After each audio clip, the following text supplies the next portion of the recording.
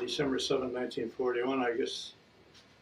I think I had worked the night shift at the steel plant and I was home sleeping when 1941, it was around noon, as I recall, a maybe date which will 12:30 live in the in afternoon, and infamy. everybody was all at Twitter about excited about Pearl Harbor. Well, by the time I got up, we had no TV. Of course, it was all radio. And everyone learned then about the Japanese attack on Pearl Harbor. So, no matter where you went, people were all excited. So right then and there, I decided that I was going to enlist. And I was the first one in the family to enlist. In fact, I was the only one. The rest got drafted. I had four brothers that followed me into the service at different intervals. That's the way it went. All the friends I hung around with, nearly all of them enlisted. And some got drafted, but not many. And of course, some of them didn't make it. They were killed in various theaters over the course of the war. So when I enlisted, along with a couple other guys, we wanted to get in the flying cadet program, and that was age 20 to 26, and I wasn't eligible because I was only 19 and a half. So when I got down to the enlistment place, they told me that, I didn't have 2 years of college either, which was required. So they told me I could get in the Flying Sergeant's program, which sounded real good. I didn't care about the commission status. All I wanted was to fly. So the only bad part of that was you had to enlist in the Air Corps first, and then put your applications in for Flying Sergeant program. So the ironic part of that was I did enlist. I went into Fort Niagara, New York, along with everybody else, and 3 weeks after I enlisted, they dropped the age for Flying Cadet program from 20 to 26 to 18 to 26. And you didn't need the 2 years of college, and now I was in the service. So for the next 7.5, 8 months, I was a buck private and doing menial jobs, latrine orderly, you name it, guard duty, KP, all of that. Eventually, all my papers were approved, and I took the flying cadet exam at Bradley Field, Connecticut. And after that, I was sent to the classification center at Nashville, Tennessee, where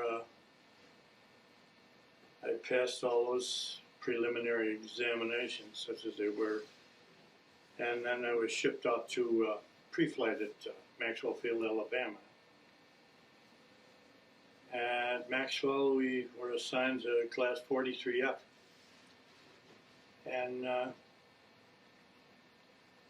from there, 43F was, I don't know whether they had, we finished it by late December. And a new experience, rat line and all that stuff. What's a rat line? Underclassmen could only, you were an underclassman for 2.5 weeks or so. Underclassmen had to pop 2 all the time, you know, commanded to pop 2, sir, new aviation cadet, so and so. And then you were never allowed to walk down the alleys of the barracks. You had to do everything on the square. You came out of your room at 140 per, made a right, I don't mean right, and then hit it all the way down to the corner. You did another right, another left to get out the door, and that's the way it was. What happened if you didn't do it? Then you get a gig, or you get whatever the upperclassmen wanted to give. It was a lot of hooey, for want of a better word, of course. And and then, of course, after 4.5 weeks, you became an upperclassman yourself. Now, when I was an underclassman, of course, your father knows about this too. An upperclassman approached me in the first week or so and said, he said, "Did you know that you look like Rudy Valley?" I said, "No, I don't." And of course, sir, you had to announce everything, sir, upperclassman. Pain. But anyway, so from then on, I had to pop 2 and tell him I was Rudy Valley, and my time is your time, holding my nose and all. This guy really got to me after a while, but I got through that all right. I guess everyone did. So anyway, we 43F finished, like I say, in December 42, and evidently they must have had weather delays or something in the flying schools, and they were running behind. So the result that they sent everybody home for a furlough, which was nice. Christmas was at Christmas time. I think I got home after Christmas. And then after the furlough was up, of course, I was back to Maxwell, where we were shipped out then after a week or so to primary flying at Clarksdale, Mississippi, where we flew Stearman PT-17s, and we got 60 hours in them. I had several instructors there. I started off with the squadron commander, and actually he gave me my 60-hour check. Was that the first flying that you had done? That's the first flying I had done. The only other flying I'd done was a short $1 ride in a Cub out at Lake Avenue in McKinley, in a place called Richmond's. Harry Richmond, I believe his name was, here in a little flying club there. And he was offering $1 rides in a Piper Cub. All he did was take off and run around the field and land, you know. But for $1 wasn't bad. And of course you had to realize $1 in those days, I had to work two hours to get $1 because coming out of high school, I went to work for Curtis Wright at Kenmore and Vulcan for 50 cents an hour. So, and then one other ride I had at the old Becker Airport, which is at Union and Genesee Street. And right now that place is all built up at the Airport Plaza right there, I believe. So that's the only flying I had done. Did you know from those rides that's what you wanted to do, is be a pilot? Or? Oh yeah, and well, I had been interested in aviation all my life. Built small airplanes, flew them, model airplanes, balsa, rubber band powered stuff. And I went through 4 years of aviation mechanics school at Burgard Vocational. So was the war a good? Did you enlist right away because it was a good excuse to become a pilot? Well, I guess it was everybody felt a little bit of patriotism there, you know, gung ho. Some of them joined the Navy, but some of them joined the infantry. And one of my best friends across the street, he got killed in Belgium. Another kid down the street, he was he was a gunner on a B-26. He got killed. But that was the way it went. Most of the other guys came home, and everybody changed after the war, I'd say. A lot of them went back to school and college under the GI Bill and became lawyers. A lot of them were lawyers. I don't know how good they were. I have kind of a dim view of lawyers myself. But anyway, doctors and so on. When I came out, I went into the fire department because my old job at the steel plant, I only worked there about a week, and they went out on strike. So that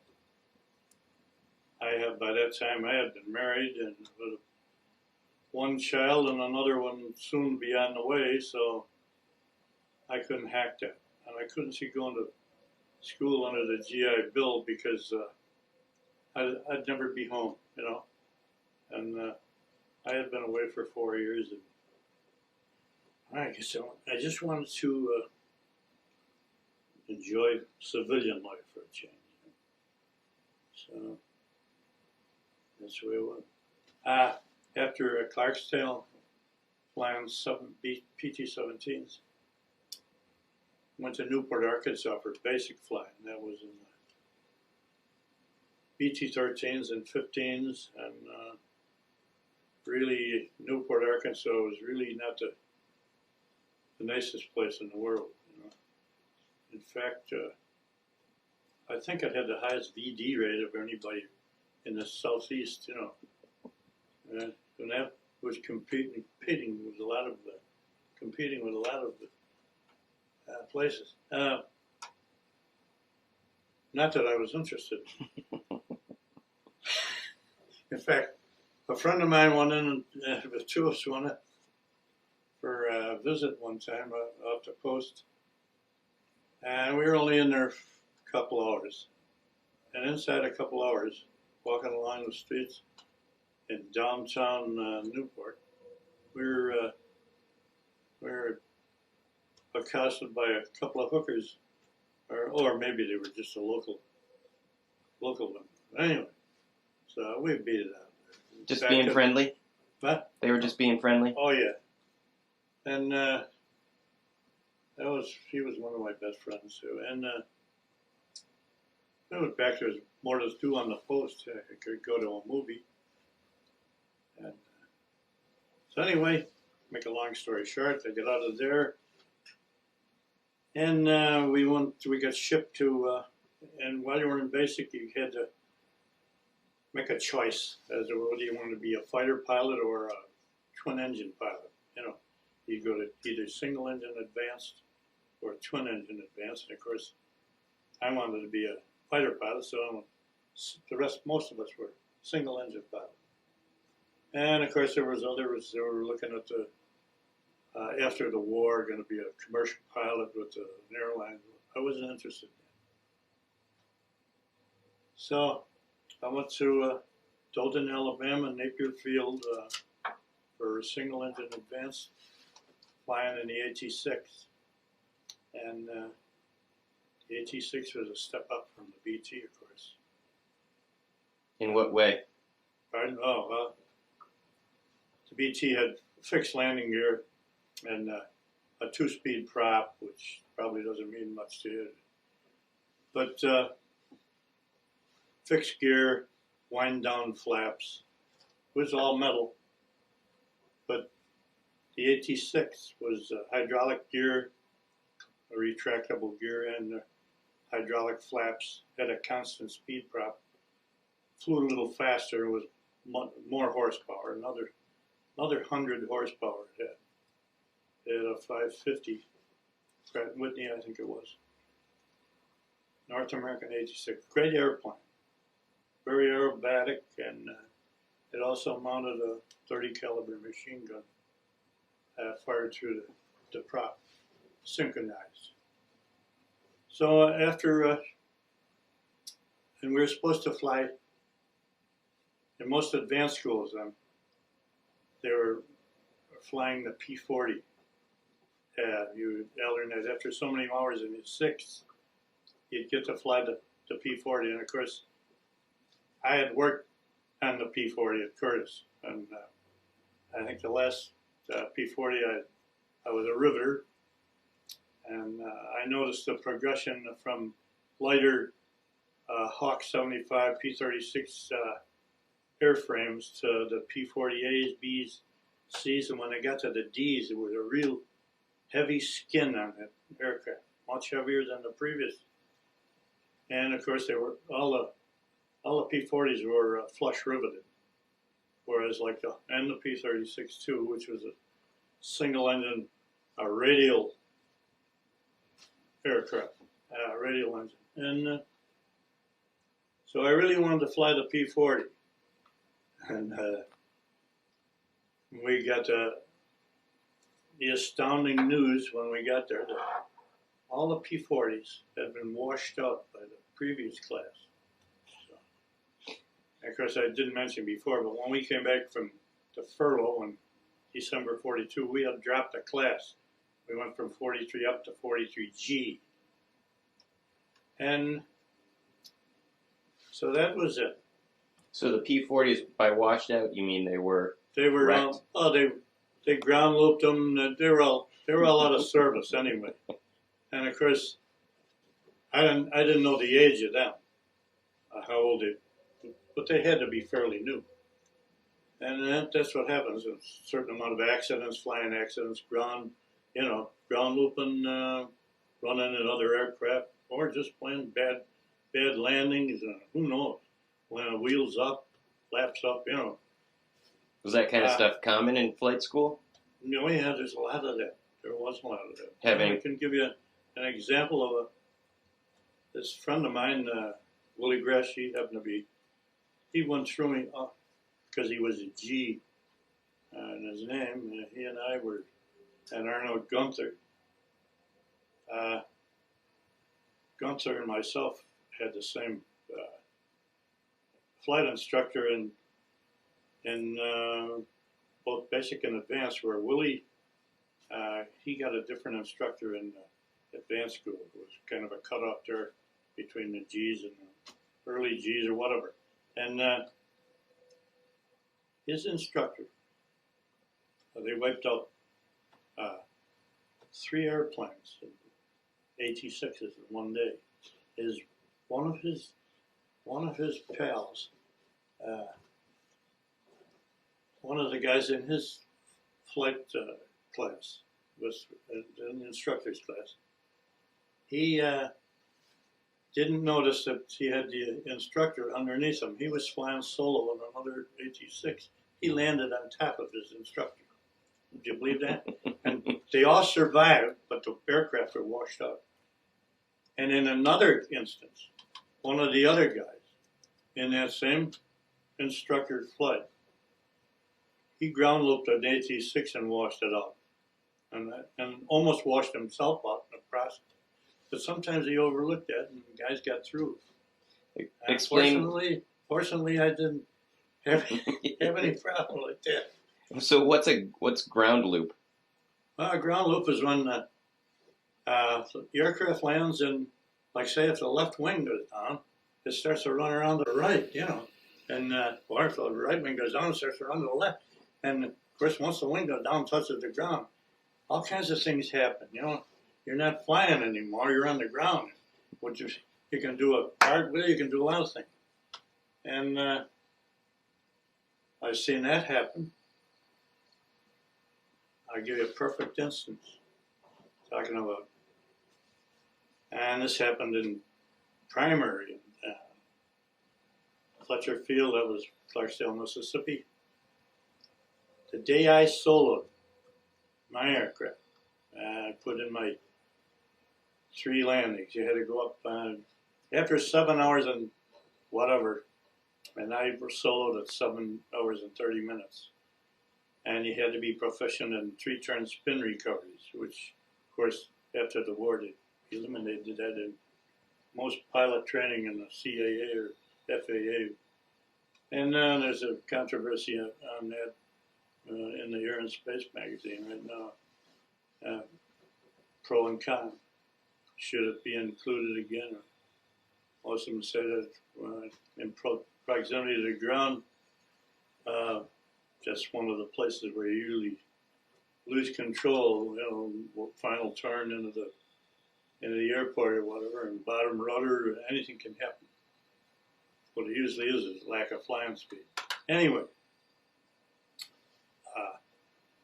I had just made my third landing, came in, and my instructor was waiting at the tee for me. It's 3 landings, and I felt all great about it. And at the tee, which is the wind tee in the center of the field, this other instructor is waiting, and I know that his guy, he had just soloed, I know him. He happened to be one of the cadets who was more or less kind of mechanical, And we're watching him coming in. And here he is, he's coming in to make his first landing. And he bounced on his wheels. He went up in the air, and he was a little bit too hot and high. And what you're supposed to do is to recover from that, you give it stick and throttle at the same time, ease it forward, and then gradually come back on them again and settle it back down. He was a little bit too, he interpreted those a little bit too much, I guess. He gave a little throttle, he gave it too much forward sticking. What happened, it bounced up in the air and went right up on its nose and turned right upside down. And we're all watching this. My instructor hops on the side of the aircraft. He says, "Mr. Gunning, get right over there right away." I gunned the hell out of it, and over he went. And before we get over there, here's this guy, this cadet. He's upside down. He unbuckles his seatbelt and drops out on his head, more or less. And we get there, and here he is. He's taking off his chute, folding it up like you're supposed to. This is what you do in the ready room, if you take everything off. Folded his chute up, real neat, sets it up on the bottom of the lower wing, which is upside down. And he was okay. He got washed up. He didn't last. I know another guy, nice guy, and he washed out after 10 hours. They put up with him for 10 hours. And what he did was throw up every time he went up.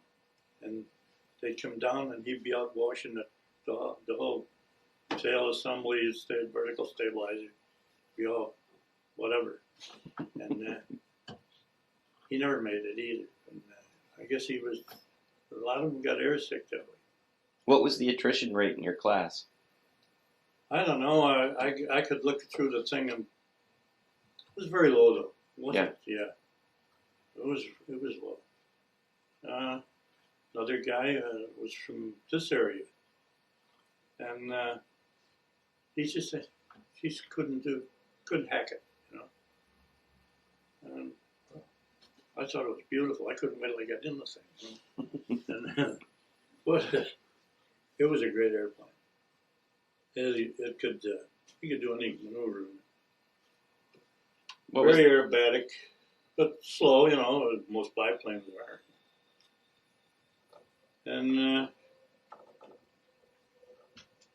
the only other thing I knew there at primer, it was, I don't know, do you think this is too long? No, okay. no. Like I said before, the squadron commander gave me my first orientation ride in this PT-17. And then he gave me my 60-hour check, which actually consisted of he had me do a few maneuvers, split us, a loop, maybe a snap roll or two, left or right, and then forced landing. They always give you a forced landing, and of course, but every instructor, right, chop the throttle unannounced, before that. They'll say, chop the throttle, say forced landing. Now you got to work your way.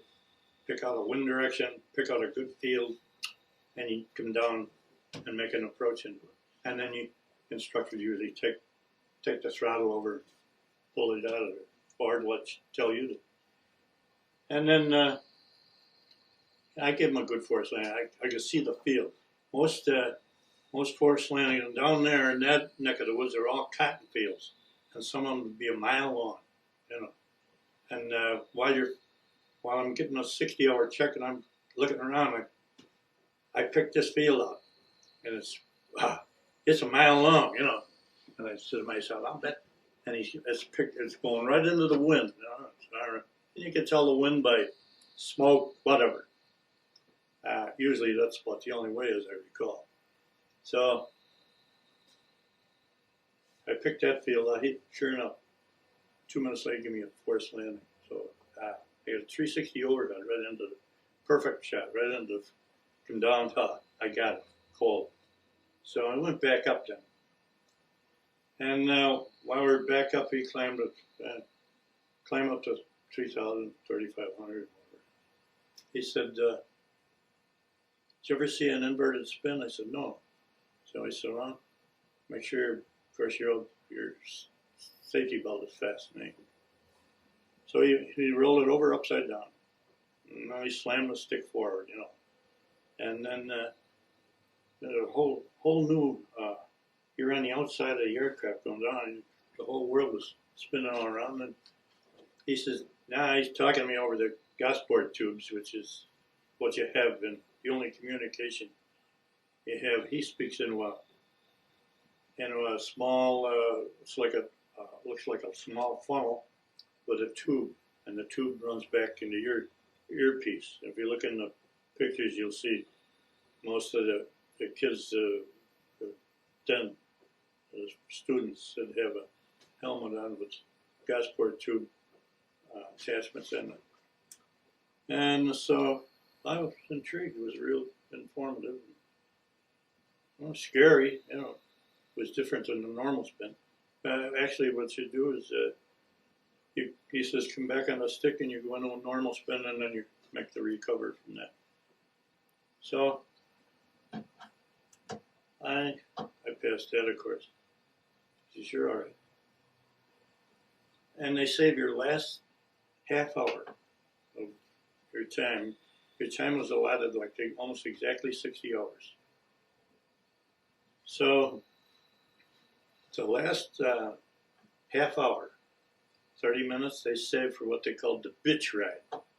Now the bitch ride is, at that time, the instructor get in the back seat and you get in his seat in the front. And unfortunately, my instructor, I don't know, he was off that day, he was sick or what. I got a different guy. And this guy was a professional crap duster. So his name was Gates, Jack Gates. Anyway, I get in the front seat, I take it off from the front seat. It's a whole new look. You know, you're sitting in a different spot. But I have no problem with it. You get off, of course your visibility is a little bit more restricted, let's say. And so I proceeded to climb up and I did some lazy aids, some chandelle, deep turns, whatever. And he's very bored in the back seat. Finally, he takes a stick and wraps me. You know, it's a typical guy taking over. You know, student or instructor, wrap your knees with the stick, give it a whack. So I got it. That's right. And then turned it over, and down we went. Here we are, we're buzzing down on the ground. We're right 10, 12 feet off the ground, and we're buzzing along the cotton fields and stuff, and around the barn. And oh, Jesus, look at this! And as we're coming up to a road, I'm looking at telephone wires. Okay, and I figured, well, last one he's gonna jump them over. He went underneath them. We didn't miss them by much. And this is quite a distance from the field. You know, I get back then, and he says, "Nice ride." I said, "Yeah, it was a great ride." Everybody killing themselves, laughing. Not all guys did that. I was just lucky enough to have it. And of course, any pilot will tell you that buzzing, they don't like the buzz. closer to the ground you get, things fly by pretty fast. And the faster your airplane, fly by faster. Yeah. But there So were what a was- few, what was the instances. aircraft? Pardon? What was the aircraft that you were in at that point? The Stearman. Oh, that was the Stearman? Yeah, Okay. that was a Stearman. That was the last 30 minutes of your, they called it the bitch ride. And so they had different guys, pilots, students, that buzzed in cotton fields. And I know there was at least one instance where a cotton picker was decapitated by a low-flying aircraft, and they were going to court-martial you, and they did court-martial a lot of people for buzzing if they were caught, But there was a lot of people that weren't caught, and we had them. And later on, we had guys on our airfield that came back with branches of trees, and they're stuck on their pitot tubes. They just Hard to explain that away. just trying to explain that away. But anyway, that particular individual got court-martialed. He was restricted to the post for, I don't know. There was a few of those. There was a lot of crazy stunts done. I didn't do many of them, but I did a few of them. After the war, of course, was over, I was flying B-29s, and we were into the prisoner of war camps, dropping supplies to them. And that was a legal time to buzz, Of course, and it identified the camp, of course, and most of them had a big white cross in the center of them. And of course, the barracks you could tell. And a lot of them had printing on the ground, so many Americans, British. And what we do is, all those guys down there on the ground waving at you, you get carried away, Come roaring in the 200 miles an hour, do a chandelle off the deck. Man, this is great. You got a B-29 here, fella.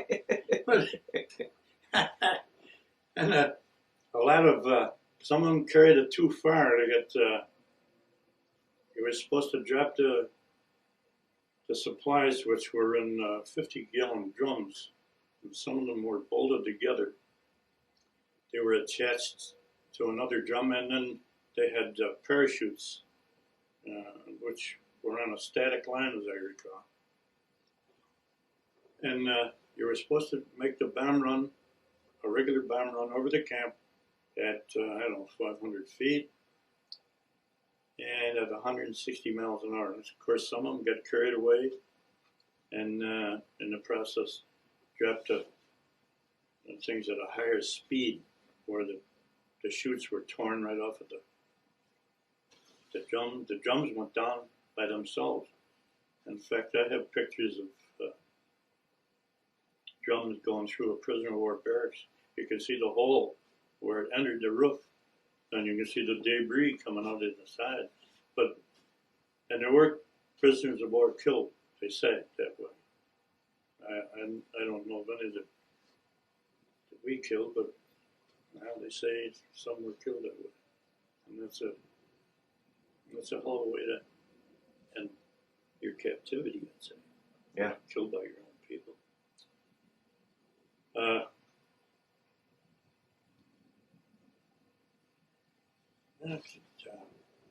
Getting back to AT-6s and P-40Ms. Like I said, all the P-40s were washed out at Napier Field. So, of course, there's a change over the classes, At every 4.5 weeks, you move up here to like the upper class. Well, there's no really class distinction, more or less, when you get to advanced school. But our underclass then came in, and they're starting to fly the 6th just as we're about ready to finish flying it. And in your last couple of weeks, you go to gunnery school down in, and that's mostly what you do all through your training in single engine advanced, as you learn how to fly the AT-6, and then you tight formation flying with your instructor, and then mostly diving at ground targets, and then you have a few takeoffs in formation on the grass, you know, where your instructor would be leading, like myself and like say Arnold Gunther, he was always my wingman, and he'd more or less tell you, you fly a nice tight formation, and we'll have a little rat race. Well, everybody likes a rat race, you know? And then we'd hang right in there, and then pretty soon he'd stack us up in elements, you know, and then he'd peel off, and then you could never catch him. He was pretty foxy, you know. The rest of the he had the experience. And he later went on to become an ace. What was his name? George Baker, I think his name was, and he was from Fulton, New York. I caught his name in the record books.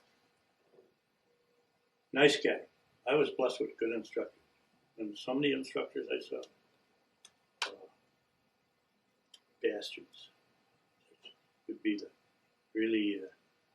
they're really not, they never got over that instructor student relationship where they were the boss. Some of them ate the ass out of different, I won't get into that, but and this one guy he treated his students terrible, racked them back, made them stand at attention in a ready room, all this kind of stuff. And the other instructors like mine, they just look at this guy. And of course they're all commissioned officers from basic flying school, and all your instructors are commissioned officers. Whereas in primary they're like service pilots. A lot of them are just civilians.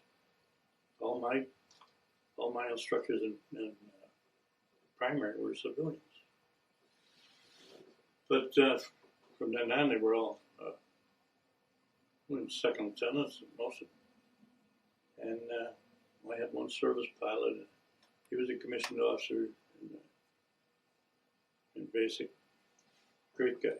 And anyway, am I getting too rambling here? No, not at all. I think one thing leads to another, you know. And anyway, this one particular instructor was so bad. And like I said, he used to rack these guys back. And one of his students, who was a good friend of mine, and he used to say, and a couple of us used to say, boy, he's a nice guy, isn't he? You got a great instructor. He said, that's right. He'd like to punch him now. We gave it to him all the time. And that was one of those things. Anyway, we went to gunnery down in Eglin Field. And of course, we had been shooting skeet out on the ranges that a lot of us never shot. I had never shot skeet. I had shot a shotgun many times, but we had at Napier Field in your course of instruction there, in the ground instruction part. It isn't all flying, you know. It's navigation, all this stuff. And we had an old master sergeant teaching us the basics of skeet shooting. Took us all out on the range, and then in groups of 6 or 7 or 10, we'd work on the high house and the low house. We all had full choke Winchester pump shotguns. I don't know what model they were. They might have been Model 12s, I couldn't tell you. But the gun was a natural for me, perfect. I was used to hunt with a double barrel with my brothers. So now I got a pump Winchester, great gun. And we started off shooting at the skeet, at the birds, clay birds. And you learn to lead lead the birds. You know, there's a high house and a low house, and of course then you wind up shooting doubles where you get both houses at once. That's where you take the bird going away from you first, and get him right up the ass, and then get the other bird coming in. And anyway, the hardest house, of course, is the middle one. That's number 8 station, and when you get it, you got to get him before he passes you. You're getting him up at a. When you get him, he just dissolves. Black powder, you know, but because the charge, the buckshot doesn't get a chance to expand too much. That thing is coming at you, and anyway, long story short, I get pretty good at it. I was hitting 14, 15 finally, and when I got down into skeet down at, we were doing that, we could shoot as much skeet as you wanted all the time, in fact. So we'd be out on the ranges when we weren't shooting at targets, ground targets. That was part of the curriculum there. You got so many rounds of ammunition. They'd load up to the AT-6. You get 100 rounds at a time, and you charge it manually here with a charging lever. It fired through the prop, and they had was it a 60 mil, 30 mil gun sight, reflecting type that reflected up on the windshield in front of him. The actual gun sight was down here, and I think it was a 30 mil reticule there. And if you moved to one side or another, you couldn't see it. It was lined up with the aircraft. It was pretty good, and it had a center dot. And then anyway, we were shooting the first couple of 100 rounds. You shot at a lime box. That was like a 2 square foot box, I believe, filled with white lime. And if you hit that, you'd see it, you know. So after firing at that a while, then I put up the bigger target, which is like, I think it was 6 foot square. And then you'd be firing at that. And I think they had the colored ammunition on that too, or the tips of your bullets were tipped in like lacquer, red lacquer, green lacquer, blue lacquer, white, black. These are all most of the primary colors. And then they could tell whose bullet was what, you know, don't you? Most of that, I don't recall that it was on the ground targets so much. That for sure was the aerial targets. But anyway, I was getting pretty hot on the ground targets. And in fact, then you get your last 100 rounds, they call it record fire. And you're only allowed so many hundreds of rounds because that's it. And you can't go on shooting forever, you know, and they got to get you out of there. So you announce when you want. So everybody went to their last 1,100 rounds, of course, before they declared the record fire. And on my ground fire, I murdered 74% to the target, you know, which wasn't bad, considering some guys had 0. Like, I don't know, a couple of them said, I murdered it today. And then you hear it over the squawker, so-and-so, 0. Oh, I guess after the qualifying rounds, you get sent back to Napier to fly instruments or whatever. So all of this gunnery was at Eglin in Florida? Yeah, Eglin Field, Florida. Yeah, we went down there by bus. And I can still remember a place in Defuniak Springs, Florida, the bus stop. And we all went in to get a hot dog and a pop or something. And there was a Nickelodeon in there playing Pistol Packin' Mama. Well, we worked that son of a bitch over. I can still remember all the words. And then we went to Eglin from there. And so then after the ground gunnery phase, then we went into the aerial gunnery phase where if the instructor, some instructor checks you out, not your own instructor. He's back at the main field. And guy checks you out, shows you the setup. They show you the diagram of the map, southern Florida. It's the coast, you know. And then there was like a couple of peninsulas that stuck out. And you had to fly out from, and actually the target ship would be an AT-6 flying back and forth. And he'd put out a sleeve, not a sleeve, it was and it looked like a sleeve, but it was a white target. I guess it was 15, 20 feet long maybe, and 6, 7 feet wide. And it flew just, you know, vertically like this. And actually, that seems pretty big, but he's flying back and forth. And then they had a prescribed ritual where as he's coming at you, he'd make a diving pass into the target, and he's flying away. And you couldn't shoot below 90 degrees. You'd be firing back at the target, tow target. So at the less than the 90-degree point, of course, it'd chandelle off and head off in the other direction, and then down the other end, he'd be turning around in the meantime after all the aircraft made their passes, and he'd be coming back. And this time, you'd be making a pass from the other side. So as soon as the target approached it, then you start in and firing at it, and until you get down to, like, say, the 90-degree point, chandelle off, and so on and so forth. So it was a continuous operation, back and forth. And the first few times I shot at it, of course, I was firing whatever color, red, green at the time, whatever. And then you get a chance to target ship brings that back and drops it on the apron there, so that they're in the tarmac, so you can go up and look at it, you know. And not too good. I only got a couple of holes in it. And they were looked on at the trailing edge, maybe. So, well, that tells you something, you know.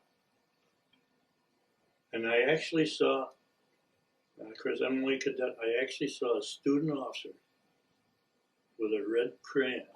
He had the colored crayon that he was shooting, marking up holes for himself. Cheating. So I can't believe this. This is a commissioned officer doing this. But be that as it may, I went on to correct my mistakes, and by the time I had record fire, you know, I was going to announce my record fire of 100 rounds. I had it done pretty good, and so we're down there. The target ship is telling us that, says, "All right, you guys, you get it. That's it." And you're supposed to about 12 passes or so. I'm on the 13th or 14th, and I'm squeezing off just a few at a time. I'm going to bury this sucker, and I know they're going in there. So as I chandelle up the last time of the 14th or 15th pass, the guy behind me, a hillbilly, he shoots the target down. The target goes into the Gulf of Mexico, and there goes my record fire with it. And there wasn't anything I could do about it. So that was it. They never gave you another chance? No. What they did then was they gave me a 0, I guess, for that, and I took my ground gunnery fire, it was 74.5% or so, and they averaged it up, and I wound up with something like 38%, 36, 37, 38%, which still qualified me as an expert aerial gunner. But what it did was drop me below the 50% level, which is when they graduated, then we find this out later, they took everybody that was below 50%, and they shipped us off as instructors. The guys had, and I look at this, I got all those orders. I got all the lists of guys, and I'm looking at it years later and say, yeah, all these guys, they all went to combat, the P-47s. They shipped the whole workshop. They all went to Mitchell Field. All the guys I knew. And guys who were lucky enough to shoot over 50%. Yeah, they went to combat, and I went to instructors. And I wound up being a basic flying instructor at Cortland, Alabama for a year. Well, a little more than a year and a couple of months. And by that time, the training command was ready to shut down. The war in Europe looked like it was going to come to a close, and it looked like they were going to need more four-engine pilots, I guess. So they changed Cortland, Alabama over to a four-engine B-24 school. What year was this? This is 1944, and around August, September 44. And I had my wife living with me down on the base at the time. We had an apartment in town in Decatur, and then only a few weeks, and then the base was changed over to B-24 transition. So I sent her home quick. And you had your choice of, all the instructors had their choice of staying on as an instructor at some other school, which I was going to do that. Or you could stay there for B-24 transition. Or, and there'd be all kinds of them openings, or you could go to B-17s at Sebring, Florida. There was only going to be a few openings there for that. Or you could opt for fighter command. There's only going to be a couple of guys. Mostly they're going to take smaller guys. I'm 5'11", 6 foot, and so I knew I was going to get picked for that. There was only going to be 3 or 4 of them, and I knew even a couple of small guys didn't get picked. And so I said, well, I'll put in for B-17s, and I was chosen for B-17s. But then, hey, the rest of the guys I hung around with, they had to stay there. They didn't get 17. They had to stay there for B-20. So I found a guy that switched with me anyway. So I said, you want to go to 17s? We'll make a switch. So we went to the proper, to the boss and the captain, colonel, or whatever. And he said, yeah, that's all right. So I stayed with B-24 transition. I was with Willie Gresh and a few of the other guys. And then after Solo and then Arno Gunther too. Arno stayed right with me. He was at B-24s. And guys that I've been all through training with, So that was it. How long was B-24 training? How long? Yeah. Well, we were there I soloed the B-24 at around 30 hours, I think it was. And then once they solo, you go up, like Arno and I would go up, and you'd have a flight engineer with you. He took care of the putt, that stuff, auxiliary power unit. And we'd go up and fly the 24 around here, there, wherever, up altitude, down. Perform different emergency procedures with cut engines off this thing. And every now and then to have a check pilot check out to see how good you were. I didn't like the B-24. I thought it was sluggish. And there's probably a lot of B-24 pilots that'll, if they hear this, they'll probably say, you don't know what it was like. It was sluggish to me, and because I had never flown anything like that before. So we got about 130 hours in the thing, and that was by late November, early December, 44, and it was about maybe a dozen or so of us that were picked to go to B-29 transition. And on what basis they picked the people, I don't know. Someplace along the line there was probably some grades of different thing, instrument flying or whatever. So I got picked to go to B-29. So did Arno. And Willie Gresh, he stayed in B-24 as he picked up a crew later in, I think he was flying out of Savannah, Georgia, someplace with his crew. Anyway, we continued on to the B-29 and started that transition. It's where you learn how to fly it, taxi it, learn all the different procedures on it, take it off, land it. And you have a co-pilot. I was given a co-pilot and a flight engineer. And a flight engineer would stay with me right through the whole program, right to the end of the war. Where the co-pilot was he was a nice guy. He was up from Ashtabula, Ohio. And he was right out of flying school. And this guy, he weighed about 210. He was a big guy. And I guess I'm a wiry, thin guy. At the time, I'm 147 pounds soaking wet. I'd like to be back there. But anyway, we got to fly that, and they had a few holdups on that. They had a heating problem, cooling problem, I mean, the engine. And they had to make a few modifications through the whole program there. And with the upshot of it, they put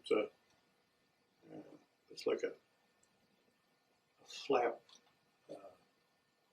that they put near the hub to direct more air over the engine, you know. And each of the blades got one of those. It was a big aircraft. Then we had a few in-flight emergencies, a couple of instances we couldn't get the gear down. These were after we had soloed the thing, and at that time would be another pilot that I knew real well too. He and his co-pilot and his flight engineer would go with me and my co-pilot and flight engineer. The six of us would be flying the aircraft. We'd take turns. Bill Dunn would be in the seat maybe for takeoff, shoot a few landings, then we'd switch. And then I'd shoot a few landings and take off, and so on.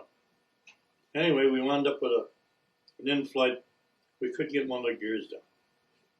And they had the tower talking to us back and forth. And we tried everything. Put them up and down. Did short pullouts with trying to jump the gear down and get it started.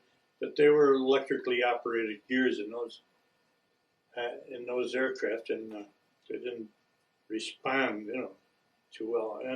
But they had an emergency system. So the final upshot of it was we activated both the normal system and the emergency system, and the gear came down. So once it came down, we get that thing down on the ground and stayed there. And there was really no great deal. The only other time I had anything similar to that was a training mission out of when we had the RTUs. I had the whole crew. We had been flying for a while. We were up. I had a runaway prop. I think it was on the number 3 engine, and I elected to feather the prop and make a 3-engine landing with it. But I could have probably controlled it with feathering switches maybe. And I tried it. Nothing seemed to work too well. I just feathered the prop and got it over with and landed. Because I didn't want to take any chances of fire or anything. Fire and those type of aircraft engines, once they got out of control, you had extinguishers, of course. But if they got out of control, they'd burn through the main spar, you know, it's the end of the road, you know. So rather than take any chances, we're not at war here, you know. This is a training mission. From there, I went to Lincoln, Nebraska, and I picked up the other parts of the crew, navigator, and bombardier picked up. Both nice guys. They're right out of flying school. And of course, I'm still a second lieutenant. And my job calls for captaincy. I should be wearing railroad training. But a short time after that, I made first lieutenant.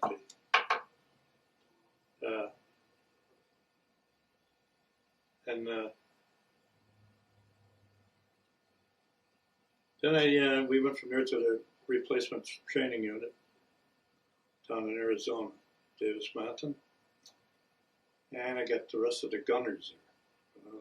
And then we started flying training missions out of there, and then long distance cross country flights to get you used to the time element. Typical cross country I can remember was take off at Davis Mountain, fly to El Paso, Texas, turn there and go to St. Louis, and then up to Minneapolis, Chicago, and return the same way. It was you covered half of the country. You were up quite a while. We had in-flight lunches, as they call it. They were great. In-flight, it had to have an in-flight. We had a big heated thing, hot soup. Soup wasn't too bad. When they got them turkey sandwiches, greasy shit, Well, sorry about that. We even had those in combat. We had the turkey sandwiches. I didn't get into those too much. And, so we left there, and of course the Air Force had all these traveling in style. They fly everywhere. So we finished our training, and we're shipping out to Topeka, Kansas. That's the staging area for overseas. So, we went cattle cars. We're traveling by the. You ask any GI in World War II, the cattle cars. They weren't Pullmans, let's say. They were like a freight car with not much bigger, I guess. And that's how we traveled. When we got up there to Topeka, they took our picture in front of an airplane, gave us a number. I got those pictures there. And we were only there a couple of days, and they shipped us off. And during that time, we were getting briefed for overseas. Nobody knows exactly where we're going, but we all got a good hunch. The only place they're using these things is over in the Marianas Islands, 20th Air Force, the 29. So, of course, everybody had known about the Japanese. Somebody brings up the S2 officers giving us a briefing. And one of the crews brings up the subject, say, hey, we know that the Japanese have been very bad to the captives that they've gotten in. How are they treating the prisoners now? Well, the S2 says, well, according to what we see now, they're not abusing the prisoners at all. They're adhering to the Geneva Convention. Well, that made everybody feel good. All right. If you get shot down, you got a chance of, coming out of it. Anyway, we shipped out of their railroad cattle cars again out to Hamilton Field, just north of Frisco. It's just north of San Rafael or somewhere. I asked the guy when we're out there, the taxi cab driver, and he says, oh yeah, he says, that's up here someplace. He says they use that for drag racing and whatever. It's Hamilton Field, that was a big thing then. So anyway, we got to Hamilton Field. When did you get to Hamilton Field? In early June 1945. Okay. So our orders are already cut for overseas shipment. And at that time, they were like about every fifth crew would get a brand new B-29 in Topeka and fly it over. And I had my fingers crossed that we might get one of those, but we didn't. We were one of the unlucky ones. A good friend of mine behind me that I had instructed with at Cortland, and he was also a B-29 man. He was one of the lucky ones. He flew, he had a brand new aircraft, and we were already in the system and over there in Saipan. We left Hamilton, and we got on a DC-4, C-54, and there was two of our crews. There was John Cripps and his crew, myself, and my crew. 11 hours and 30 minutes to Oahu, Hickam. And then we went from there. We had a short layover there. Pineapple. We all had a drink of pineapple or shit. We met a few of the crews coming back. They looked kind of like they had been someplace. All bedraggled looking. Yeah. Scary looking, you know. The eyes big, you know, jeez. Anyway, we took that with a grain of salt, and I picked up then out of there, and we flew to Johnston, which is like 600 and 700 miles west of Oahu, and landed there for gas, and took off from there to Kwajalein in the Marshalls. We landed at Kwaj. And I had seen in Yank magazine, you know, before that, after they had taken, the Marines had taken Kwajalein, and the operations shack, there was a famous writing that said, Kwaj Atoll. No liquor at all, no women at all, no nothing at all. And I wanted to see that, and I saw it then. All right, killing ourselves laughing. And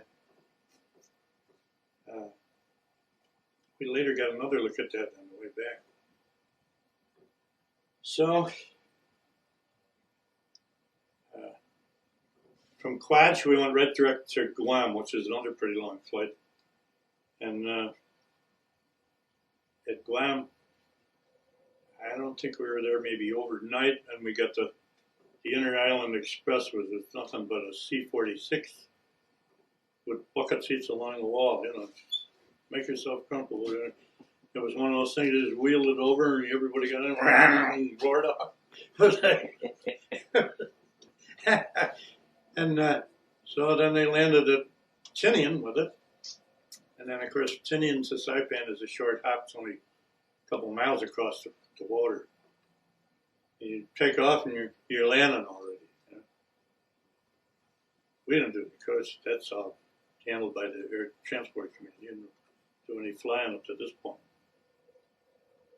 And then we got assigned down into our respective outfits. Cripps and his crew went down into the 497s. They flew the Big A. And I went to the 499s, which is the Big V's. And I was in the 878s bounce road. Anyway, while we're getting briefed, and somebody by S2 again. Now we're in the theater of operations, and they get medical officers, and some of them made it real funny.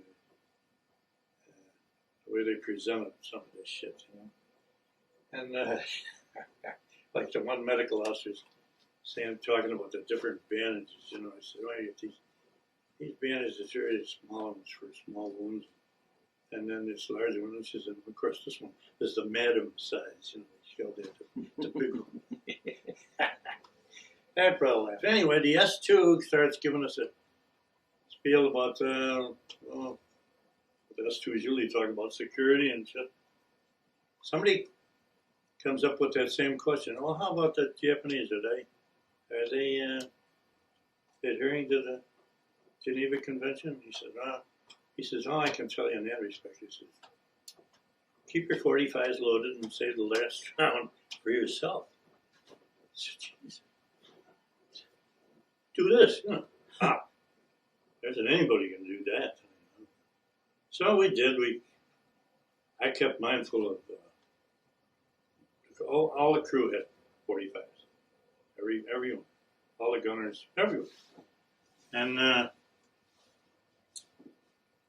had mine mostly loaded with Tracy's because we were doing a lot of night raids, you know. And 45 Tracy's showed up pretty well at night. We'd be fired up, in case you went down to sea or something. You know. Right. Every mission. I flew my first mission on the 8th of July, actually. I celebrated my first wedding anniversary with a trip over to Sakai, Japan, you know. And it was kind of uneventful. You're checked out by a guy who is an experienced pilot. He sits in the co-pilot seat. He still fly your own airplane. And then he handles all the co-pilot's duties. Your co-pilot sits on the aisle stand there in between you.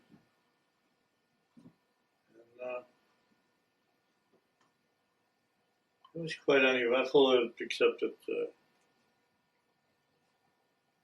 you could see the fire from a long ways. Most of them.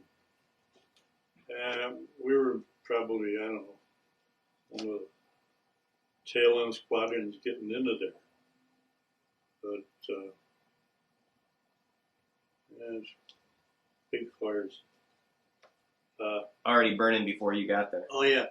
Well, they had pathfinders to go in first to drop identification flares, fires, stick-up bombs there. I never really understood that much about it, but and then you'd go in we'd be in a line of most of these. The takeoffs were usually just at dusk or just a little bit before then, and you'd be hitting the target in the wee hours of the morning because it'd take you about 6 hours or so to get up there. And most of the takeoffs were at 1 minute intervals. And you were jam-packed in the taxi strips feeding up to the 2 runways, both sides. And you'd be right up behind the guy in front of you. And when he wheeled into position for takeoff, you got right up in there behind him and took his space to get as close, lined up with the runway. And as soon as he got the green light, you just move right up into his spot, and then you get a white light, as I remember. And you got 1 minute. As soon as you wheeled into position, you set the parking brakes, and you ran the engines up to. They had all been run up by your engineer coming down, you know, checked all the mags and all that. So you ran it right up to 40 inches of mercury, and that thing would just be shuddered. And then as soon as you got the green light, you just dumped the throttles right wide open. And because you had rudder control right away, it was very expensive in that respect. The airspeed didn't start until it was 50 miles an hour on the airspeed indicator. And you'd have 50 miles an hour almost immediately. It starts you right down. But then from there on, it was a lumbering process down the thing. You'd have it wide open, and you'd be carrying over 20 tons of 100 octane gas, plus your bomb load, which would be anywhere from 14 to 16,000 pounds of high explosives and incendiaries, magnesium thermite. The magnesium termites were used usually in 500-pound bombs, and they were set to explode at like 5,000 feet. And at 5,000 feet, when they were triggered off, they'd send out like 36 small thermite magnesium. They were tough to put out, you know. They just kept burning right through the roofs, through the floors, wherever, you know. Didn't make any difference. The only way it could was contain them with sand, you know. But they had to use a lot of sand because they were all over the place. And the other ones were the jellied gasoline, I don't know if they call them the M47 or M69, I don't know which. They were put in the bays with band iron. They were like 100-pound bombs. They were about this big, 6 inches diameter. And they were loaded, and all their arm and wires and everything were all attached. And they had band iron around them, and they were in clusters hung on the shackles. You couldn't get another thing in the bay. They were absolutely loaded. And the front bay usually had the 500-pounders, I believe. The after bay carried the. There was 2 bays on the 20 and a forward bay, and each one was about 10 feet long, and they had held a lot of bombs, and you could feel the aircraft jump. You dumped all those. It rose right up like you could feel it. And then you did what was known as getting the hell out of there. You get those bomb bay doors closing. He took care of that. Bombardier. Get those doors closing. And pour the coal on and get off of the target. When most of the time you get hit, you go right through the thermal on the bomber. And the thermals would be boiling above you. You couldn't help to get onto the target on the bomber. You couldn't help but fly through it. And it'd be rough going through it. You'd be bouncing around. One guy on the next squadron came back with a whole sheet of corrugated tin from a Japanese house, no doubt, or whatever building, was wrapped right around the trailing edge, or the leading edge of the wing. And it stayed there for the whole flight back. I guess they didn't even know it was on there until they hit daylight coming back, And they cut that all up into souvenirs. I didn't get a piece, but that was down in one of the other squadrons. 877th, I guess. Whatever. Hey, you want to take a bathroom break? Yeah.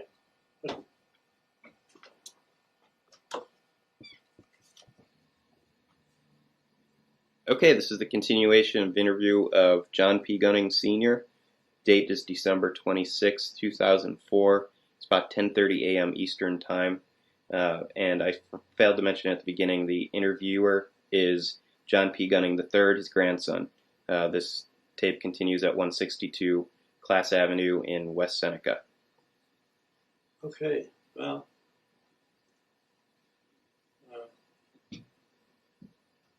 I guess I told you about a typical mission takeoff. It's kind of one of the things you can always remember is if start engine time was like 07 or 1930 would be 7:30 at night. It's to be still daylight out there on Saipan, of course, be on a night raid, yeah. And at 1930, at start engine time, you could look as far as you could see, and you'd see number one engine turning over here, almost within a second of each other. That always amazed me. Everybody's starting up a cloud of blue smoke, maybe, and then all the rest of the fans start. Of course, the flight engineer would be energized in about 15 seconds before that, so right at all the watches were synchronized at the briefing. And I'm sure that happened all over wherever. Briefings were pretty brief, more or less. They give you an outline of the target, where it was located, and then they'd go through the IP, which was the initial point. That was usually on some well-recognized point, easily identifiable. And especially on radar, because nighttime radar was the way it bound. Get over radar as a line of sight thing, and it coincided with the angular sightings of the target of the bombardier's bomb sight. So by coordinating the two angles, they checked back and forth when the bomb target area was picked up. This was after they had turned at the IP, of course. The IP had been picked up on radar.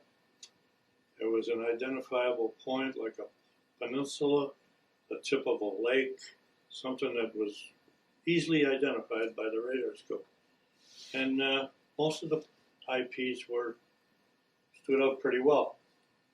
And then at that point, you reached the IP, you turned onto the bomb run, which was an established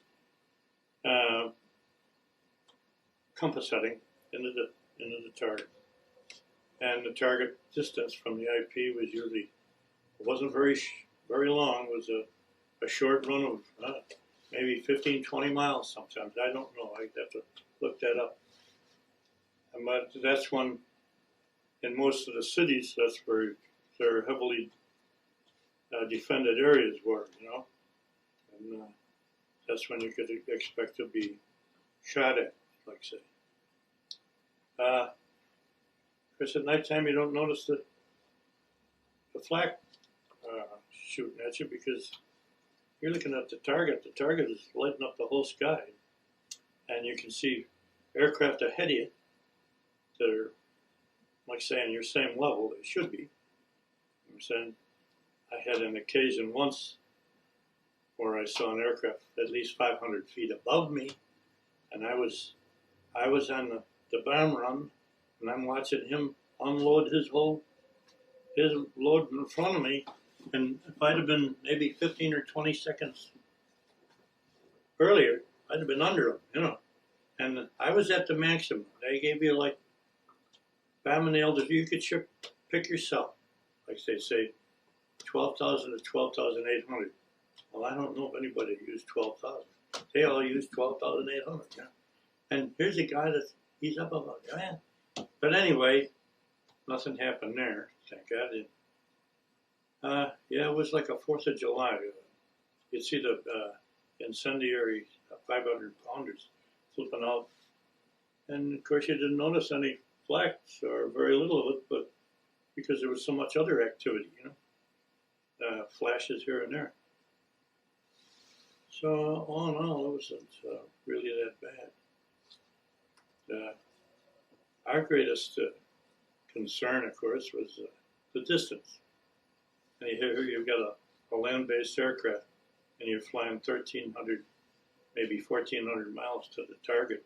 Now you got to do it all over again. This is all over water, you know. The early cruise before the Iwo Jima was secured, and of course I got there long after Iwo was secured. In the early cruise, they ran out of gas. They had their transfer pump shot out or something like that. They had gas in the center section. That was supposed to be, your flight engineer was supposed to pump that out into the wing tanks because it was the only place where the engines could get it. So the center section held anywhere between 6,600 and, well, not 6,600, 1,100 or 1,300, depending on which factory put your aircraft out, and they modified them later. But I had a Renton wing, I guess it was, and my aircraft held 1,300 in the center section, so I had the full load. When I took off, I had 6,800 gallons of gas, which transfers to about, corresponds, to about, altogether you got, and 6,800, you got over 40,000 pounds of gasoline, which would be 20 tons, 40,800 maybe, I don't know, plus your BAM load. And so, where was I? Let me see, what's my name? Anyway. Yeah, so it's naturally you'd be at the highest elevation there. And of course, like I said before, as soon as you get rid of those BAMs, get the BAM doors closed and get out of there, I had a couple of hairy experiences there. One, I don't know whether I told you this, was one of the night raids. I don't remember which one was one of the early ones. I had exactly, I had 10 raids. I got in on the last 10 missions of the over Japan. And after that, I flew 5 more prisoner of war missions up in the different areas of Japan, and actually one to Shanghai, China. And I think that was the one where we gassed up at Iwo. Anyway, another story. But, and one of the early night raids to up and around Ichino Maia, or one of those, I ran into we went through the thermal and got bounced around, and immediately on the other side of the thermal must have been a thunderstorm, because I went right into it, and I really get bounced around. And right then, we picked up St. Elmo's fire. A lot of people haven't seen it. It's hairy. The whole greenhouse was covered with sparks, and all the sparks looked like they were coming through 90 degrees to the glass, you know. And pitot tubes, all that stuff had purple fire around them. And now you're traveling 200 miles an hour. How the hell can that fire be? It's looking so slow. It's like curling around, you know. Looking out at the props, the props they're trailing big orbs of purple fire, and they look like they're only turning slow, you know.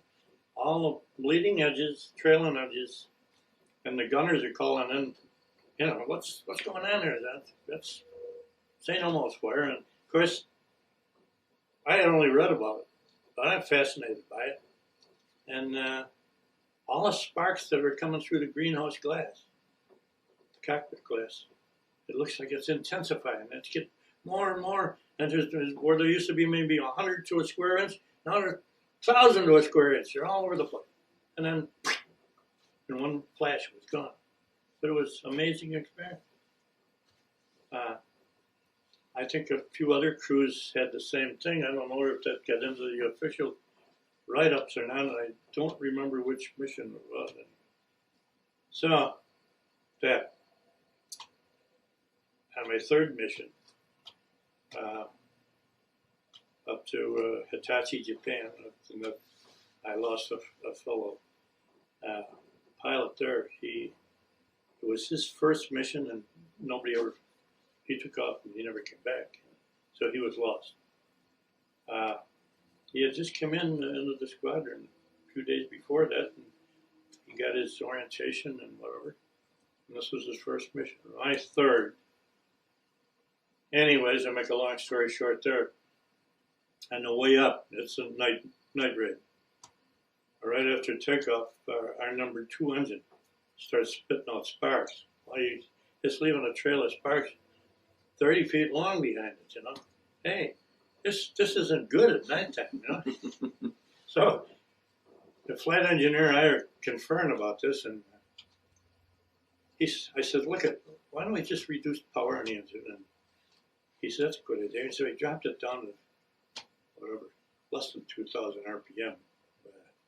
Just enough to keep the engine in service. And that's the way it was all night. We went up there, we got rid of our bombs and came back. That son of a bitch was streaming all night long. It streamed right down until landing, you know. Of course, a little bit less as we got towards the end of the thing. So the crew chief, I told him about it. Great man. I had one of the best. And he looked it all over. Right away, he says, he swallowed a valve. It was out in a wastegate, and turbo supercharger wastegate. And then he changed the cylinder. He put a new cylinder in. And we continued to fly the aircraft for a couple more missions, and then he finally changed the engine. You know. So that worked out well. But there's a case there where you talk about aborting a mission, you know, at the beginning, you know. Uncle General LeMay didn't like that shit. You'd be making an asshole out of yourself, actually. So, I don't want to say that. That's a bad word. And another occasion I had on a takeoff was Harry. And this was in dispute over the years. I heard a different version of it. Anyway, the pilots up here, and there's 4 feathering switches, and they're in a little plastic case. And of course, the case, most of them plastic have a little snap on them. They're made of plastic themselves, And but evidently, this aircraft had been in an area long enough that the heat and everything got to the plastic, and this thing wouldn't stay shut. It'd stay shut for a couple of minutes and pop open again. Right? You don't want it to pop open because there's 4 buttons in there, and they're each one for the individual engine.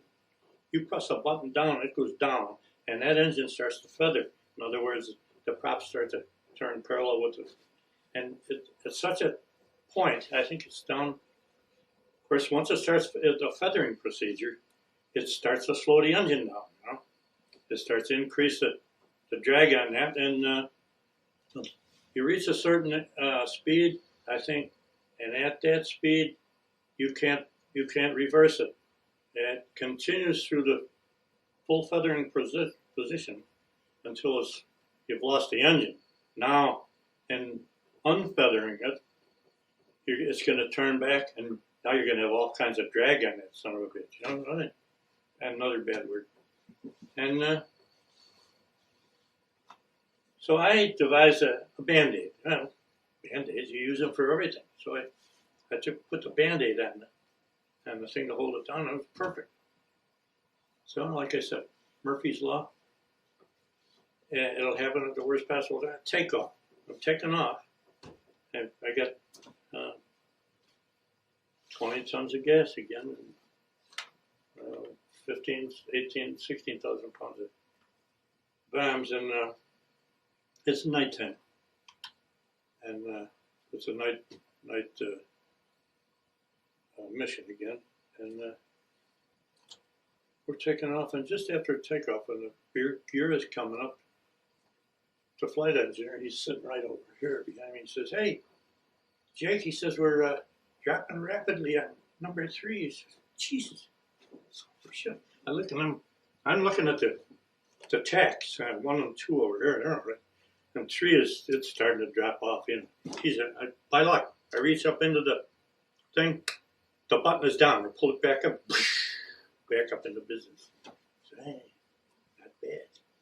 And, so by luck, And later on, I had a guy say that was, no, I don't go get near that stuff. The only guy that gets near that kind of over on my side is the co-pilot when he's picking up the gear, changing the prop speeds. I don't have anything to do with that. I'm too goddamn busy. I got my right hand on the control column, my left hand on the throttle here. And I'm trying to get this thing airborne. So I really had no occasion to have my hand up near that. But maybe it went down by itself. Hardly likely. Hardly likely. But be that as it may. But that's be a typical, well, not typical, that wouldn't be too typical. I saw aircraft ditch coming off of Tinian in broad daylight. Right over there they had the mine layers in their squadrons. They laid mines all over the Bungo Strait, Shimonoseki Strait, up between Yawata and Honshu. And in fact, after the war, we'd be cruising around there, and it was like a forest, a mast sticking over it was a mast from sunken boats all over the place. Really. And it was from their mine lane, Well, this guy that took off from Chinny, and he must have had engine failure right away. And we're sitting out there at the officer club. What else? We're having a few beers. And we hear this boom, a whole bunch of explosions. We look out there, and right in front of us, there's a whole line of explosives. Now, it couldn't have been mines, of course. Maybe they were on a training mission or something going over to one of the local areas, which we used to do. And he ditched. So he must have had a failure. And then as soon as he ditched, a few minutes later, all we could do was sit and watch. Couldn't do anything. They're out in the middle of the channel out there. And somebody took some pictures, and I got some faraway pictures. And the cameras that the guys had then were like baby brownies and shit. And got a picture of it, I think, someplace. And right after that, they had some destroyers or watercraft coming from around the Anchorage, which is around on the west side of the island. And a lot of different things went on. He asked about, on that thing, you want to know about the food, the living conditions. We lived in quonsets. There was another crew, our crew, officers, no, the Muslims then stayed over. The Muslims been in the barracks. We had the other 5 officers from another crew. That was Hal Bison and his gang. And then we had our gang down to the other end. And then in the same place was a navigator who he had ditched on his 4th mission.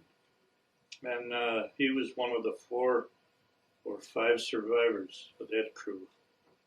And the rest of them got killed in the ditch, drowned, whatever. Aircraft went down right away. And this guy was the navigator, and Alex, and he couldn't swim. And here he is in the middle of the ocean. He's in a Mae West floating around. He's only half of the Mae West is inflated. The other half has got a hole in it someplace. I don't know where it's, but it was enough to keep him up. And they floated around for about 24 hours in, that's deep water. It was just south of Iwo Jima. And they were picked up by a destroyer, and he quit them. He wouldn't fly anymore. And I guess some of the others that survived, they went back with other crews. But Alex, he lived in the barracks with us there, the Quonset, and he took a shine to us, and eventually he took a ride with us. Yeah. He went up and went a local hop. He was a great man he introduced me to Manhattans. You can imagine that. Of course, that seemed to be the best drink to have. We were allowed like 6 bottles of beer a week. And then VJ Day, they increased that to 12. We drank them all at once. And that was it. But after a mission, I had a Red Cross wagon there. I was a Red Cross worker. I think her name was Dottie Wave from New York City. That was her sign she had. And she dispensed coffee and donuts. Now they had another thing that they give you a shot of whiskey for those that wanted it, of course. You had to take that too, you know. And then you go after your briefing, your debriefing, I mean. And there'd be different ones for the pilots and bombers, navigators, but gunners had special briefings there too. But in essential, it was good, yeah. Food was good. At one point, we had a lot of mutton, I guess, I never ate it before, but it was kind of chewy, and of course my teeth were halfway decent then, yeah. And What was the typical meal? What kind of stuff did they give you? Of course, in the officers' club, and any of the pilots, any place, will tell you the same thing. meals were pretty good. They were served from like family style, you know, and you help yourself. Like, you can always get as much as you want. We had a lot of powdered eggs and that, and coffee is typical GI coffee. We did have homemade bread though, and the homemade bread was great. And the butter that we had was, they called it M1 butter because I think you could have put a blowtorch to it and it would melt. You know, it was I don't know what they did to it, but it wasn't bad. Homemade bread, like I say, was good until all of a sudden one day we get in the mess hall and there's the bread stacked up there. And I'm like, wow, you get that. I pick up the bread and it's got all these black specks in it. I said, what the hell are them? And you tried picking them up, there's just nothing. It was like black powder, you know. And by the time you finish picking them all up, you'd have a crust left for kind of. That's how many were in. And one of the guys said, those are weevils. They got a bad batch of flour. So we ate them. We just cover them up with butter. Butter them up and eat them. But you couldn't taste them, yeah. But I had noticed later in one of the official or unofficial accounts in the war that at one point they had a lot of weevil-infested flour. And I can attest to that. But otherwise, the food was good.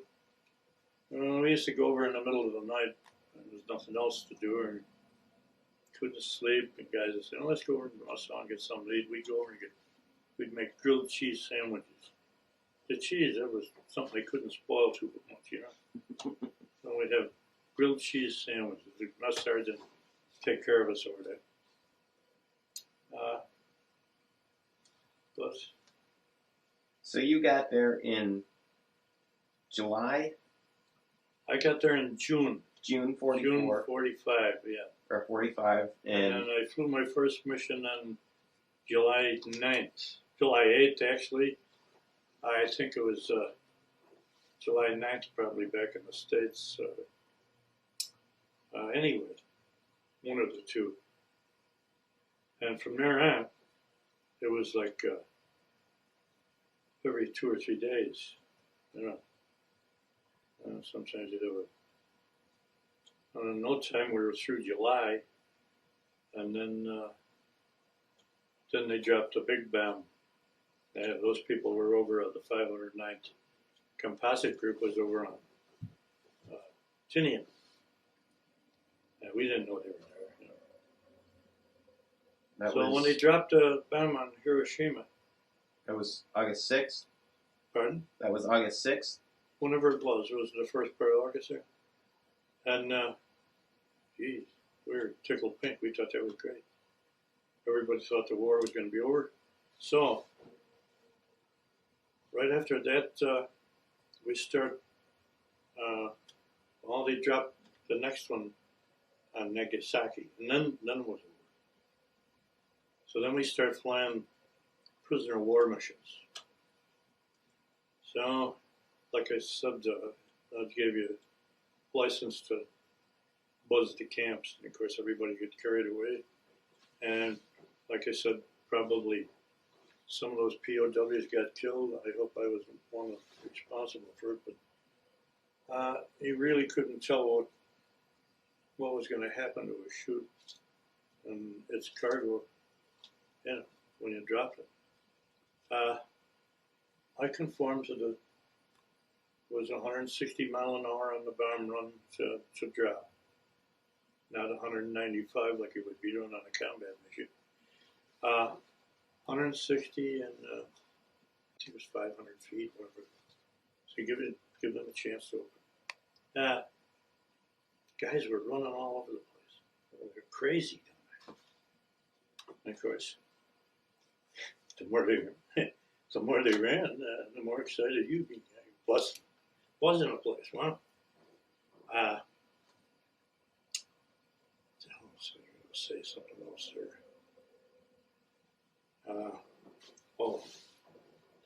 After the Hiroshima bomb was dropped, there was 3 of us were assigned to drop.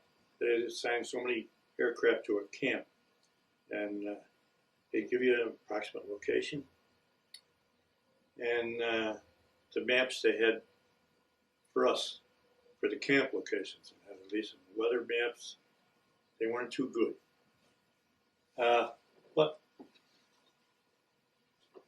in particular, this one camp was in the Hiroshima district. And of course, we know nothing about nuclear fallout. That we don't even know about that. And the three of us that were assigned to that camp, two of those guys made it in there, I guess. I didn't. I couldn't find it. And the weather was so, I'm down low, and I don't know what's around me. Radar is saying, a lot of mountains. Get the hell out of there. So I left there and I went down to a secondary, and the middle island, Shikoku. And I found that the camp there was in plain sight. And so, yeah, I spent a lot of time buzzing that place. Spent a lot of time originally looking for the first camp. Second camp down there, I spent a little too much time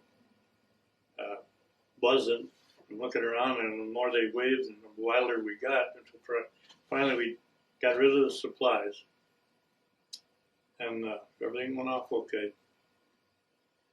And then we started back, and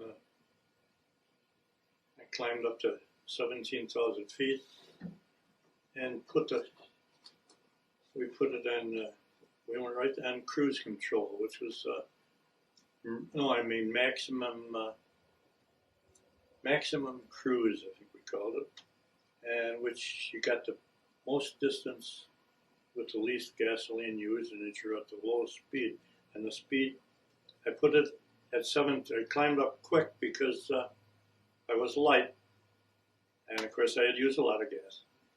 And we computed it that we'll climb up to 17,000 and we'll put it on the step. And the step on a B-29, they called it was like a hydroplane step. Once you got to like 205 miles an hour, you could bring your throttles back to cruising speed, to manifold pressure and RPM. And it has stayed there about 200, 205. And then gradually over the next half an hour or so, it gradually lose until it got back down to 195 indicated, that was its cruising speed. And then after that, we put it on max cruise to get the most distance out of it, because we're going to need it, because he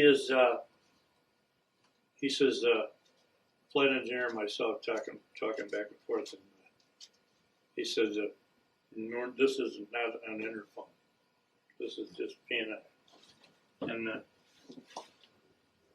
at that time, you could land at Iwo Jima and gas up, no problem. But they had a 5 o'clock p.m., 1700 hours deadline for getting off. So you had to get down to Iwo and land, gas up, and get back off of there by 1700. Otherwise, you didn't get off by 1700. You had to stay there overnight. And I said, we don't want to stay there overnight.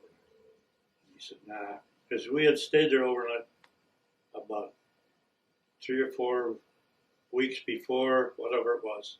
We had stayed there one night, and it stunk, the place. And I actually landed twice then. But anyway, that's another story. And each time I landed, it was for gassing up, like I think for the Shanghai drop, and one other time for an overnight in Hawaii. I don't know, to get supplies put in the aircraft or whatever. So anyway, he computed that we'd have 500 gallons left at reserve landing in Saipan. I said, well, we're going to make it, no problem. He said, yeah, I think we ought to. So we're on max cruise and we're buzzing along there, and we're running into, pretty soon night is falling. We're on our way south of Iwo. Well, Iwo was like 670, almost 700 miles north of Saipan. So then he gives me a reading after a while. He said, he just checked all the gauges and the estimates and the cruising. He says, we're going to, looks like we're going to have about 400 at land. Well, that's still good. So now we're down to about 1,000 feet up the water. It's like Murphy's Law again, you know. Now I'm running a headwind. Jesus. And I'm at 178 down to maybe 170 miles an hour. You can see the aircraft engines are down so low, the RPMs, you can actually see them turn up. They're like 3 to 1 engine speed, 1/3, like say, of the engine speed. So he finally he gives me an estimate of 300. So still good. And at Point Anna, which was 70 miles north, that was the point where you checked in with the tower at Isley Field. I called them up and passing Point Anna. I got a straight-in approach clearance, and it did. They cleared me straight in here. Lights on all the islands there and everything. And I'm flying, making my approach right over the anchorage. And it's nighttime, Corey.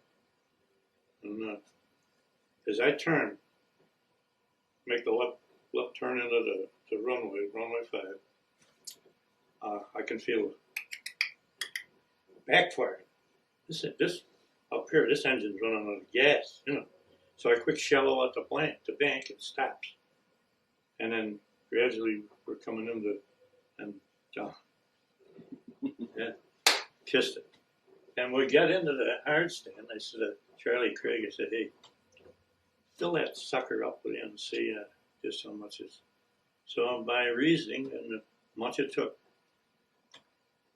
it had 280 gallons of gas in it. Not bad. He was up 20 gallons. And we were up 17 and a half hours, which at that time, when I've heard different aircraft from Guam and that were up longer, but we thought it was pretty long. And Craig told me that he said that's the second longest he heard of. He says we thought it was when RLN remained overnight. He was said no, that's the reason we came here. I don't want to stay there. So, anyway, Grandpa, what did they tell you about the targets before you went over? And did they give you any details? Oh yeah, on it? they give you details on flak batteries. Yeah, where you could expect them. Because they were like shit. They were all over anyway, as far as I knew. Did they tell you what you were hitting? Oh, fire raids was always the same. The urban industrial area, which took in the whole city. But what they had found about the Japanese, that they had decentralized their aircraft assemblies and that, and they farmed them out to people and lived in houses, whatever. They were spread out all over. That was the excuse that LeMay used to burn the cities up. And hey, they took a licking. Cities were absolutely decimated. We were dropping in a place up near Iwata, Fukuoka, I believe. And this was after the bomb had dropped on Nagasaki. And I said to the navigator, we're not too far from Nagasaki, are we? He said, no, so let's go and take a look at it. So he gave me a heading over there, and I got to there, and geez, this place had never been hit by anything. And I can still remember to this day, there was a white hospital ship in the anchor. There was a deep anchorage on the northwest side of it. And then this was a place that there was mountains around the north side of the city. And I don't know about the east and south side, but I can remember the north side. There was a hills there, and the side of the hill, mountain that faced the city, was completely brown. And the other side was green. And here we are cruising around 1,000 feet looking the place over, you know. Who the hell knows about, maybe that's what's wrong with me. Maybe I got radiation. We don't know about radiation. But How soon after the bomb was that? about 2 weeks, I'd say. 2, maybe 3 weeks. So, it was in August. I'd have to look it up. I have my Form 5, and I could tell you almost exactly. Then I had another, I think I mentioned it before, I had a supply runs to Shanghai. And I think that's the one where we gassed up with our supplies at Iwo and then took off for Shanghai.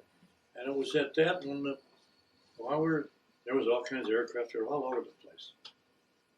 A lot of B-29s, of course. All of us were gassing up and whatever.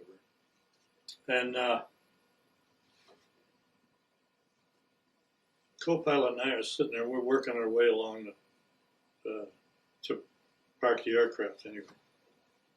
And looking over here, and I see a B-24, Navy B-24, which was a private. They call it like a privateer. It would look exactly like a B-24, except it didn't have two rotors. It had one real high single rotor, and I think that was the PB-42Y, I think it was called, and they referred to it as a 2x4, I think. But anyway, the Navy pilots are in it.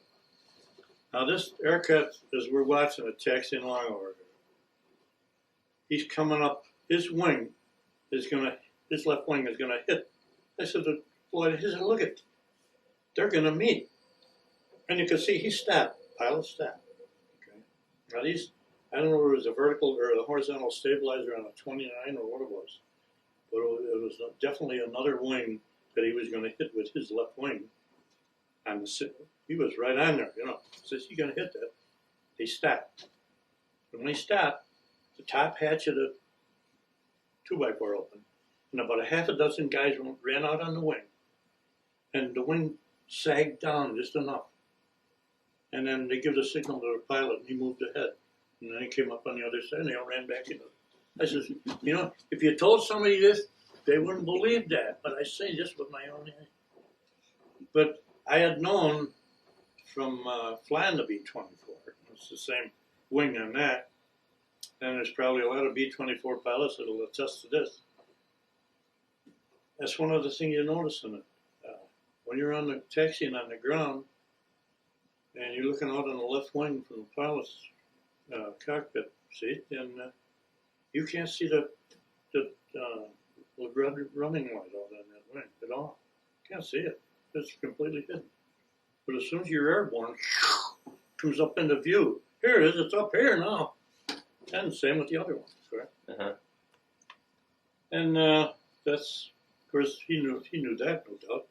He sent their guys out there and get enough weight, and the wing dipped down. And of course, probably a little bit of the wheel on the side too, probably leaned it down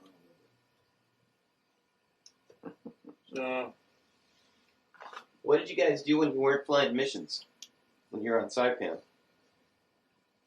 well, we were down. Some days we bought a Jeep. The Jeep cost us 12 quarts of liquor, which we spread evenly through. We all shipped in. Well, they were more like fifths, I believe. Officers' ration per month was 4 bottles per month. So, of course, for the guys that drank heavy, that was great. Of course, I had a few of it, not many, a couple of Manhattans. And Marines were always coming through. They were selling anything from Jap battle flags. I think some of them were old sheets with red dots and a lot of holes in them, of course. Authentic. They had Japanese swords. They had everything. They'd troop through, try to sell you. And a lot of stuff they did sell. So anyway, I know it was the 4th Marine Division that was moving out, or one of them that was on the island. Guys came through and they wanted to sell us a Jeep. Come on, well, $300. Well, the going price for a quart of booze was $25. So we chipped in, we had it, 300. So we had an unlimited supply of gasoline. Just when you fill in half a dozen filling stations on the island, just have to help yourself, you know. And there was no meters on them or anything. So we had it great, and we'd use that to go down to the invasion beach where they invaded it. There was still some broken off tanks and stuff down there, but it was a beautiful beach, all sandy, white sand, and it only went out about, I don't know, an eighth of a mile, I'd say.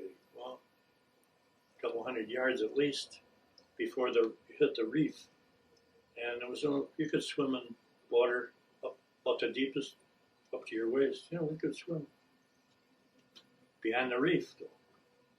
You know, it was an offshore current, you know, which a couple of guys found out later, but that's another story. And there's all manners of aircraft, watercraft. Guys, you talk about the ingenuity of the average GI. Took typical belly tank from a P-38 or wherever, and they sawed it in half, put a plywood top on the upper flanged half, build a frame across it. They had a big Briggs and Stratton driving an air prop, you know, and buzzing all around with this thing. And other belly tanks, they just cut cockpits in them, stuck a Briggs and Stratton in there, and you see a guy sitting there driving his little boat all around the place. For a while there, I guess, when the island was first secured in December 26th, 2003. Go ahead, Grandpa.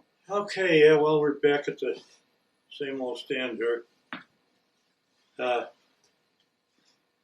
Yeah, when we weren't flying missions, we were down on the beach getting suntan. I was building a boat, a sailboat. I had a lot of help there. Unfortunately, I never sailed a sailboat in my life up to that point. And probably won't ever do it again. I had help from the crew chief. He arranged to get the sails sewed up for me. My navigator had quite a bit of sailing experience down in Connecticut. That's where he was from, so he was familiar with it. But we lost the boat in a storm. We had a hurricane there in late September, I believe it was. It was a typhoon, they call them there. That swept up through the islands. And that morning, we had the boat parked up on a big rock. I said, it will never reach that rock. It was at 6 o'clock in the morning. The wind was driving rain completely through the Quonset, and everything got soaked. It was really hairy. And we couldn't sleep right, of course. We went over to the mess hall at 6 o'clock. We had taken a quick look at the boat. The boat was fine. It's good. No way we were going to get it off of there anyway. We went to chow over in the mess hall and come back. It was matchwood. There was little pieces floating around, gray, whatever. So hey, that's the end of that boat. And it was about 10, 12 foot long. Hardly big enough for that area. But it held a couple of us, and we got a couple of sails out of it. Other guys, I told you, I guess, that they had belly tank boats where they split a belly tank in half and put a flange on it and plywood on top of that. Excuse me. And someone had Briggs and Stratton engines in them. The early stages of the raids, most of the gasoline, the fuel, the B-29s came in 50-gallon drums, and they had to refuel the fuel the airplanes from the drums, and they had to use a little Briggs and Stratton single-cylinder pump they had. And of course, then as the island became more, they brought the tankers in and whatever, and provided storage facility for the gasoline. The little one-cylinder engines had a habit of disappearing, and when they start appearing here and there as there were motor scooters, and they were in boats. They were all over the place, and of course, everybody then had a motor scooter that could steal an engine and provide a rational explanation of where he got it, you know. And so one guy actually took a auxiliary power unit out of a B-29. It was a 10 horsepower. He was clocked at over 70 miles an hour on the road with his motor scooter. Another guy, pilot in one of the other squadrons, a frustrated fighter pilot, like myself. I wanted to be flying a P-47. I didn't get back to the P-40Ns, did I? But I will. I hope I'm not taking up too much time. No, not at all. Anyway, one of the airplane commanders and pilots, and I forget which squadron it was, or which group, he was frustrated fighter pilot, and down at the junk pile, down in Kobler Field, that was a field just below Isley Field, and it was all kinds of wrecks were in there. They had everything from, you name it, B-29s, some fighters in there, and a lot of Navy aircraft, Corsairs, you name it, Hellcats, all they were all wrecked, ruined. And this guy and his crew chief used to go down to there, and they resurrected the P-47 fuselage. And then they got all the other parts. Then they found an engine. And then pretty soon, he had his own private P-47. He was taken off. And yeah, he had a ball with it until the high brass caught up with him. And they made him get rid of it. I don't know what happened to him. But they didn't want him to get killing himself in the P-47 and not be able to fly missions as a B-29 pilot, so that ended that. But washing machines, there was all kinds of those. You know, homemade washing machines powered by windmills, clothes, things. You could go any place to see that. Ingenuity of the GI, all over. And talking about the P-40, when we got back from gunnery, shooting gunnery over the Gulf of Mexico in advanced school. And of course, we're flying the AT-6. The day we got back, we could hear the Ellison engines and the Napier Field. And then we could see that there was a whole batch of brand new P-40Ns from Buffalo, New York, my hometown, that I used to work on. And here's our underclass. They're flying them all around. And then we're getting barbs like, you guys still flying the old AT-6? Well, you step up into this baby. Yeah. Giving us the needle, which we gave back to them too. But I would have liked to, when they were out, they had their camouflage board paint on. They looked beautiful. Of course, as it turned out, I talked to a few guys that flew them later on, and they didn't think they were such a hot airplane.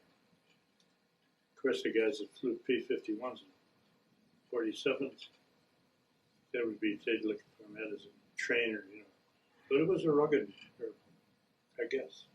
And like I say, I never got to fly them. I would have loved it. But And when the war was over, and of course, well, I'll tell you one thing: we flew one long mission to prisoner of war mission to Shanghai, and I think there was probably three of us assigned to that. It was usually that way: three airplanes to a camp, and actually we had no problem identifying the place. It was I think it was a Red Cross headquarters. It was a red brick building or something. It had a big white cross painted on the roof. Couldn't miss it. I believe it was on the other side of the Wangfu River there, or whatever it is. Well, we dropped supplies in the compound there, and they went down successfully. And after we come out of there, of course, below that is the delta of the river, from there down to the coast. So we were on almost a direct line, as I recall, to Okinawa. So after dropping the supplies at that particular place, I got right down on the deck with the boat, with the aircraft. And we were flying 30 feet off the ground all the way out to the coast. There was people in the rice fields, they were running here and there. It didn't make any difference. We're right down there, buzzing along 200 miles an hour. Everybody was a herky when they got when they were buzzing, you know. But we didn't do any damage, of course, thank God. But then, and on one camp in particular, this happened at a different location. It was up near Iwata, I believe, and there was a kind of on one side of the camp there was a hill, and after I came around, after buzzing the camp, I noticed this hill, and there was a tree on top of the hill. So I'm still on the deck, of course. I'm roaring right at the hill. And as I come right up to the hill, I lift 3 and 4 right up over the hill and set it back down. And the co-pilot busts out laughing. That's what's the matter. He said, "You see that guy? He dove right out of the tree." I said, "No kidding." "Yeah." He says, when he saw those fans coming at him, he thought you were going to hit him. You know. Yeah. He took a head down, dived right out of the tree.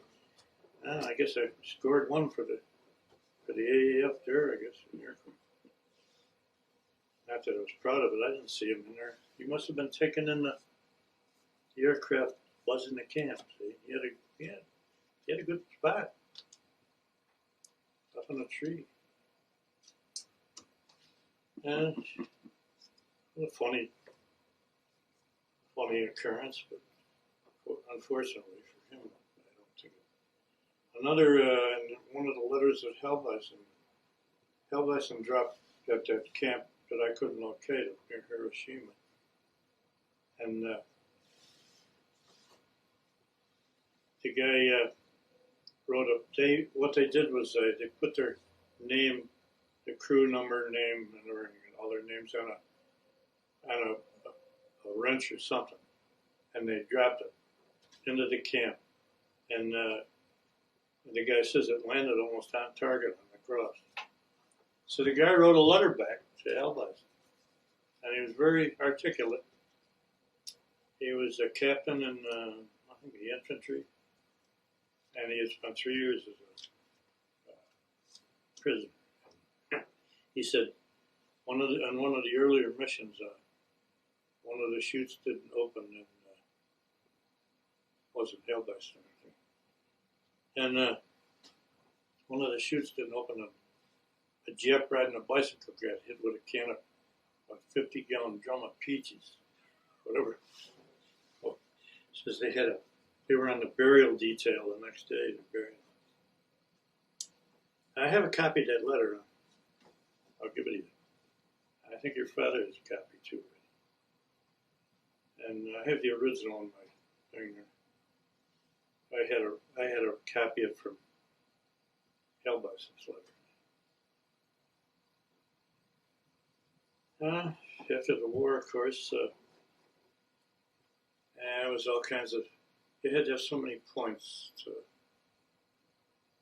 get out, and I fortunately had enough points, and some of the crew didn't, and those that didn't couldn't go home. So we were told that we were going to fly our own aircraft home, which we did.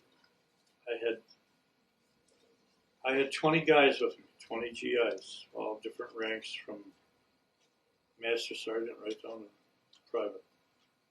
And they were scattered all through the airplane. And of course, there wasn't a whole lot of room. And a B-29, when you start adding a lot of people, normally you have a crew of 11, and I got 6 in the front, 5 in the back. Let's see, pilot, co-pilot, navigator, bombardier, flight engineer, radar. 6 in the front, and the rest are in the back. That's another thing, before I forget it, is when we first started flying the prisoner of war missions, the first 2 missions, we went out, but all the turrets were loaded because they had said that there may be some Japanese that were unwilling to surrender and you may run into trouble. Who knows? But we went to the camps anyway, and we had all our 8,000 rounds of 1,200 rounds of ammunition and turrets, whatever it was. So for the first 2 missions, we carried the ammo, the 50 caliber. And then when they saw that they didn't run into any hotheads or anything, then they emptied the turrets out so we could carry more supplies. You know, the average amount of supplies they carried in the bomb bays was 10,000 pounds. That's as much in the drums, chutes in our hands, about as much as you could fit in there. And so that was it. And it's ironic that a friend of mine on the very next mission had, he was in the 500 bomb group. I think this can be verified, although I haven't seen it in any of the official records. And I think his name was Joe Queen, if I'm not mistaken. He was flying on the next mission up into Korea, into a prisoner of war camp, and he was forced down by Russian fighters, where he had to land the aircraft. And how he got out of there, I don't know, but he got back to the island all right. And here they are, they have empty turrets. So you can read whatever you want into that, but it looks to me like somebody tipped off somebody, you know, because they sure as hell would have given him a tussle, you know.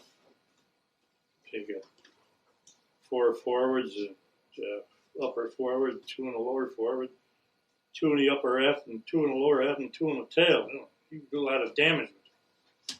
But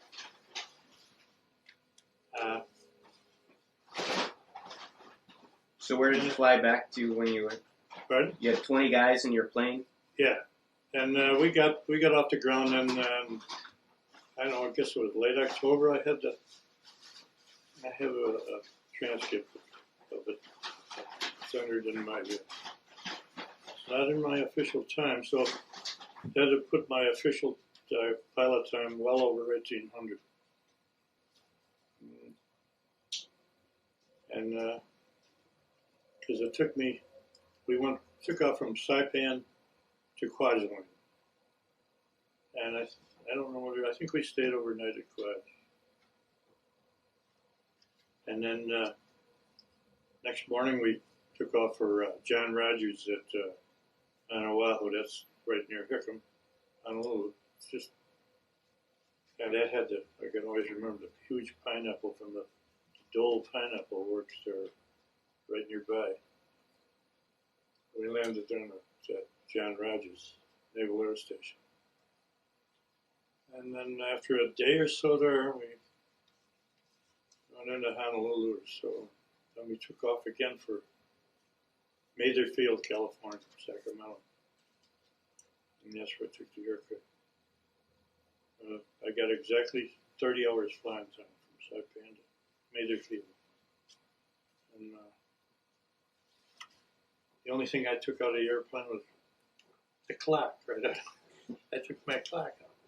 And I guess everybody else did too. That now is residing in a little propeller about that big. It's in the hub. You've seen it, I mean. And it still runs. So good.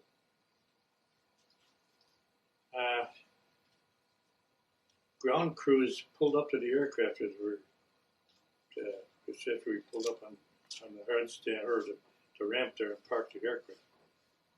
I had the ground crews asked different guys if they had anything they wanted to spear it out of the airplane. No. I didn't know that, but I had. They didn't ask me, but they asked other people. I was told later because we had a crew chief at parked it. He had labeled it. He had an auxiliary power unit that he swiped off of some other airplane, and he had it all created up for me. It's a 75 amp generator and a whole setup. And he had it labeled spare cylinder. He says, Jake, your spare cylinders. But we're so eager to get out of the aircraft and get going, go home, you know. Just grabbed everything. The only thing I took was, I don't know who got that. He probably got it. I hope he did. So, yeah, well, after that was over, I went home on a 45-day recuperation leave, but and I had the group was going to reassemble back at Marchfield, Riverside, California, and that was going to be in. Well, I got home and it was just right Halloween time, I think. Trick and treat. That'd be last of October there. And I toyed with the idea of going back with the group. And Marchfield, I said, Mary said, I'm missing some flan pay here for November and December. If I go out there, I can collect it. All I got to do is fly like 4 hours a month at that time. And you could get it for a month or two, I think, if you could accrue it. And then I said there was a few other goodies that came with it. And she talked me out of it. So I went down I opted to go down to Indiantown Gap, Pennsylvania, and I got discharged there and wrapped it up. And as far as flying, I haven't done any myself. So I was once with a local guy. Let me fly a little bit in his airplane. I don't know, it's just not the same.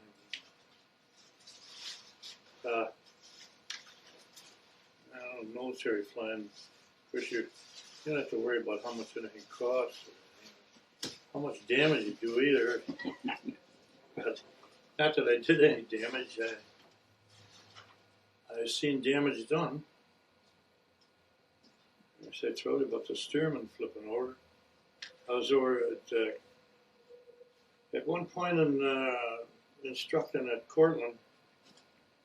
Willie Gresh and I took a BT over, or two BTs over to Clarksdale, Mississippi, on orders, of course. And there we were to pick up 2 flying instructors. There were civilian flying instructors. Fly them back to Cortland, and they were going to take an instrument course. And when we got over there, of course, I had the pleasure of sitting on Bryant H. Phillips' desk. You know, he was a commandant of cadets, or he was a little guy. And for want of better words, I'd say he was a little guy. You know? When Gresh got it, I says, I'm going to sit right on that little guy's desk when we get there, because now we're on equal terms. I'm an officer and I'm not a cadet anymore. Well, he worked the cadets over something terrible when we were there. He was a little martinet, be the best description of him. And while we were there anyway, to get back to the airplane, it was kind of a windy day. and I'm watching a couple of steermen coming in, taxiing into the line, an instructor with a student, and I don't know what happened, but whether he hit the brakes or whether he didn't have his stick back in his lap like it's supposed to. It was windy, and that aircraft went right over. Tail came up and went right over and landed upside down. How about that? What a dumb stunt that was. Whoever pulled that. It was almost like the other guy I showed you that landed the day I sold, and he went upside down. Of course, he washed out, along with a few others there that I mentioned. Yeah. So I went back to work at the steel plant, like I said. My job was still there, and we were only there a week, I don't know, maybe 2 weeks, and the place went out on strike. So I had a chance to take a job at on the fire department as a stoker on the boat, which I did. And I stayed on that boat until I retired. I was in the fire department. It was the only fireboat in the city. And it was kind of an easy job.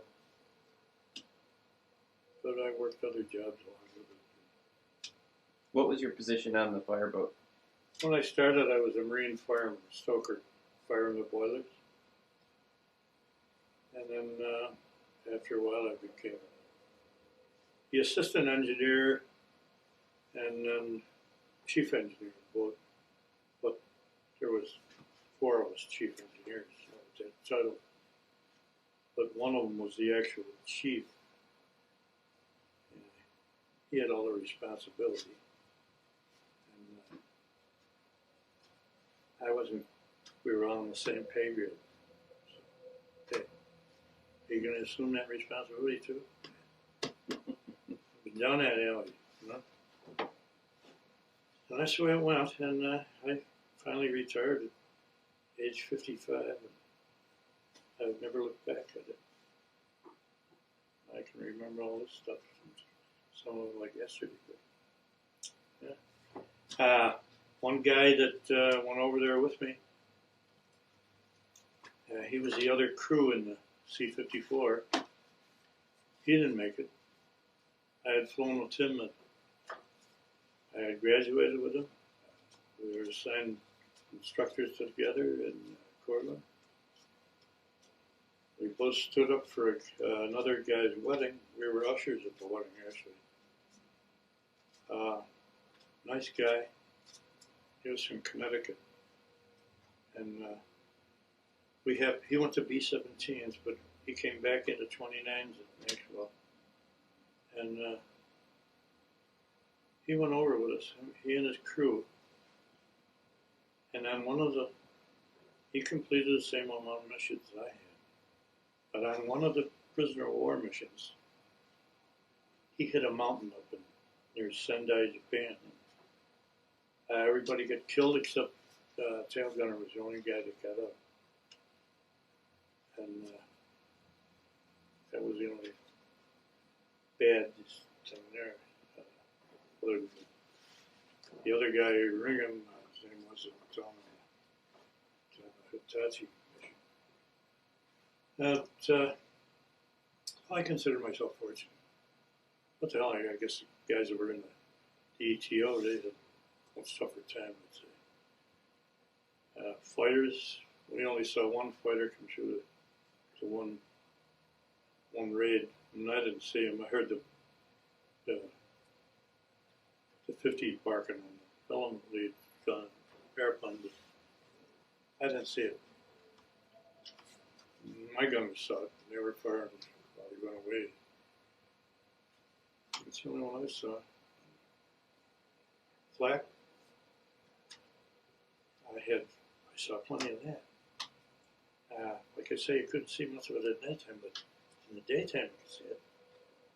And I can remember Yawata. We were going to bomb the city, I guess, with fire bombs or whatever it was. I'd have to look it up. It's all in the record. Anyway, I'm flying in the extreme left position. And, element leader's here, I'm here, and there's another guy here. We're stepped up like this. I'm high, he's here, and he's here. And as we turned onto as we hit the IP, I'm still hung in there pretty well.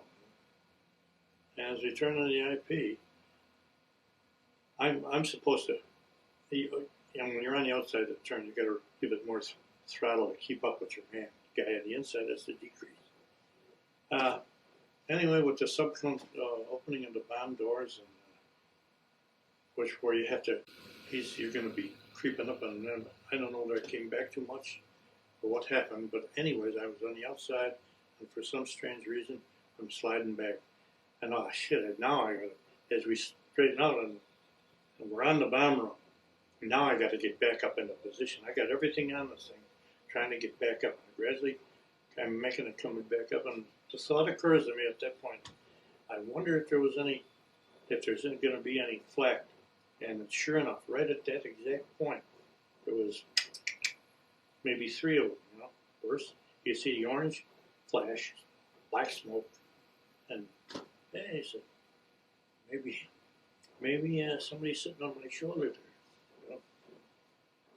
So eventually, then I get back into position, of course, because like I say, the run from the IP into the target is not too far.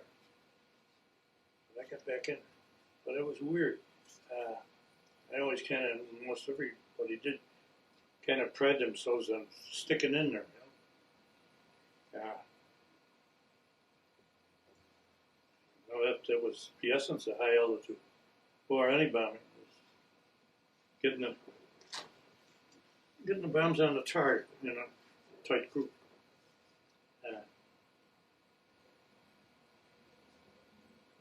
Have you kept in touch with anybody? Pardon? Did you keep in touch with anybody? Yeah, I did keep in touch with a few of them. My co-pilot kept in touch with him for a while. And of course, I lost the first co-pilot in RTU.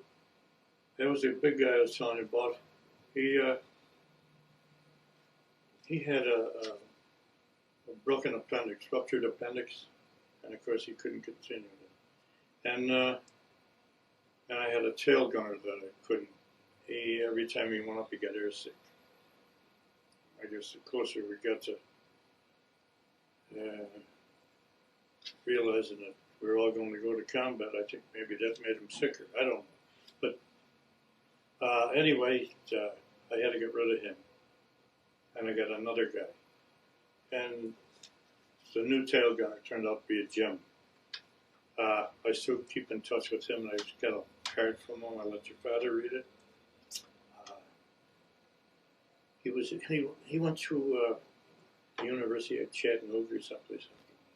He became an MD, a flight surgeon, and he was active right up until this last year when his eyesight went. And he said, I got a Christmas card from him. His wife died last May. I didn't know that. And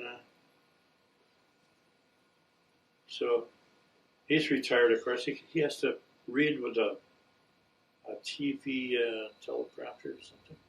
I imagine it's one you see that looks upon the thing and magnifies it up onto a TV screen.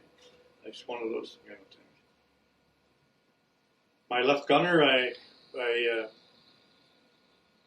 find out he lives up in Detroit area, and for years we exchanged cards.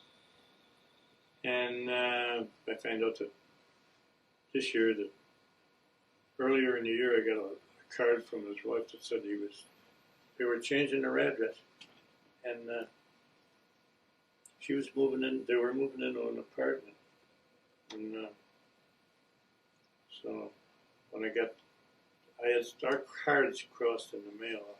I'll have to get a hold of her. That's what happened to the tail gunner's card. We crossed in the mail.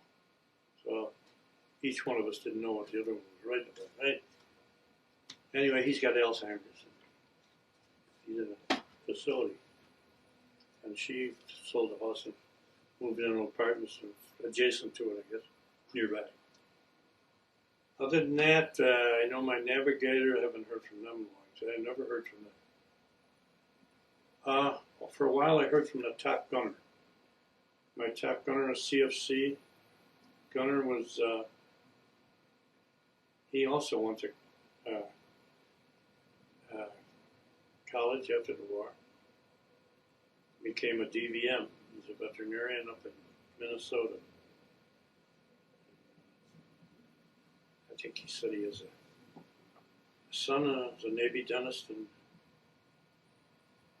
a few years back, I haven't heard from him now in a while. So. But that's the way things really are.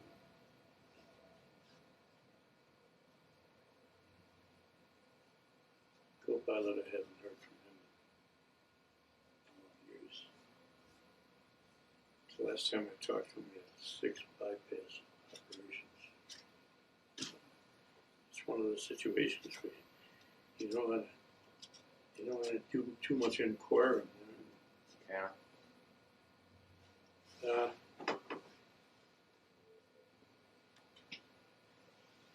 Is there anything else that you wanted to No, I think add? that's about it. I guess like I said, I wrote a lot of stuff down here. You can put this in wherever you want, and list them in different places I've been.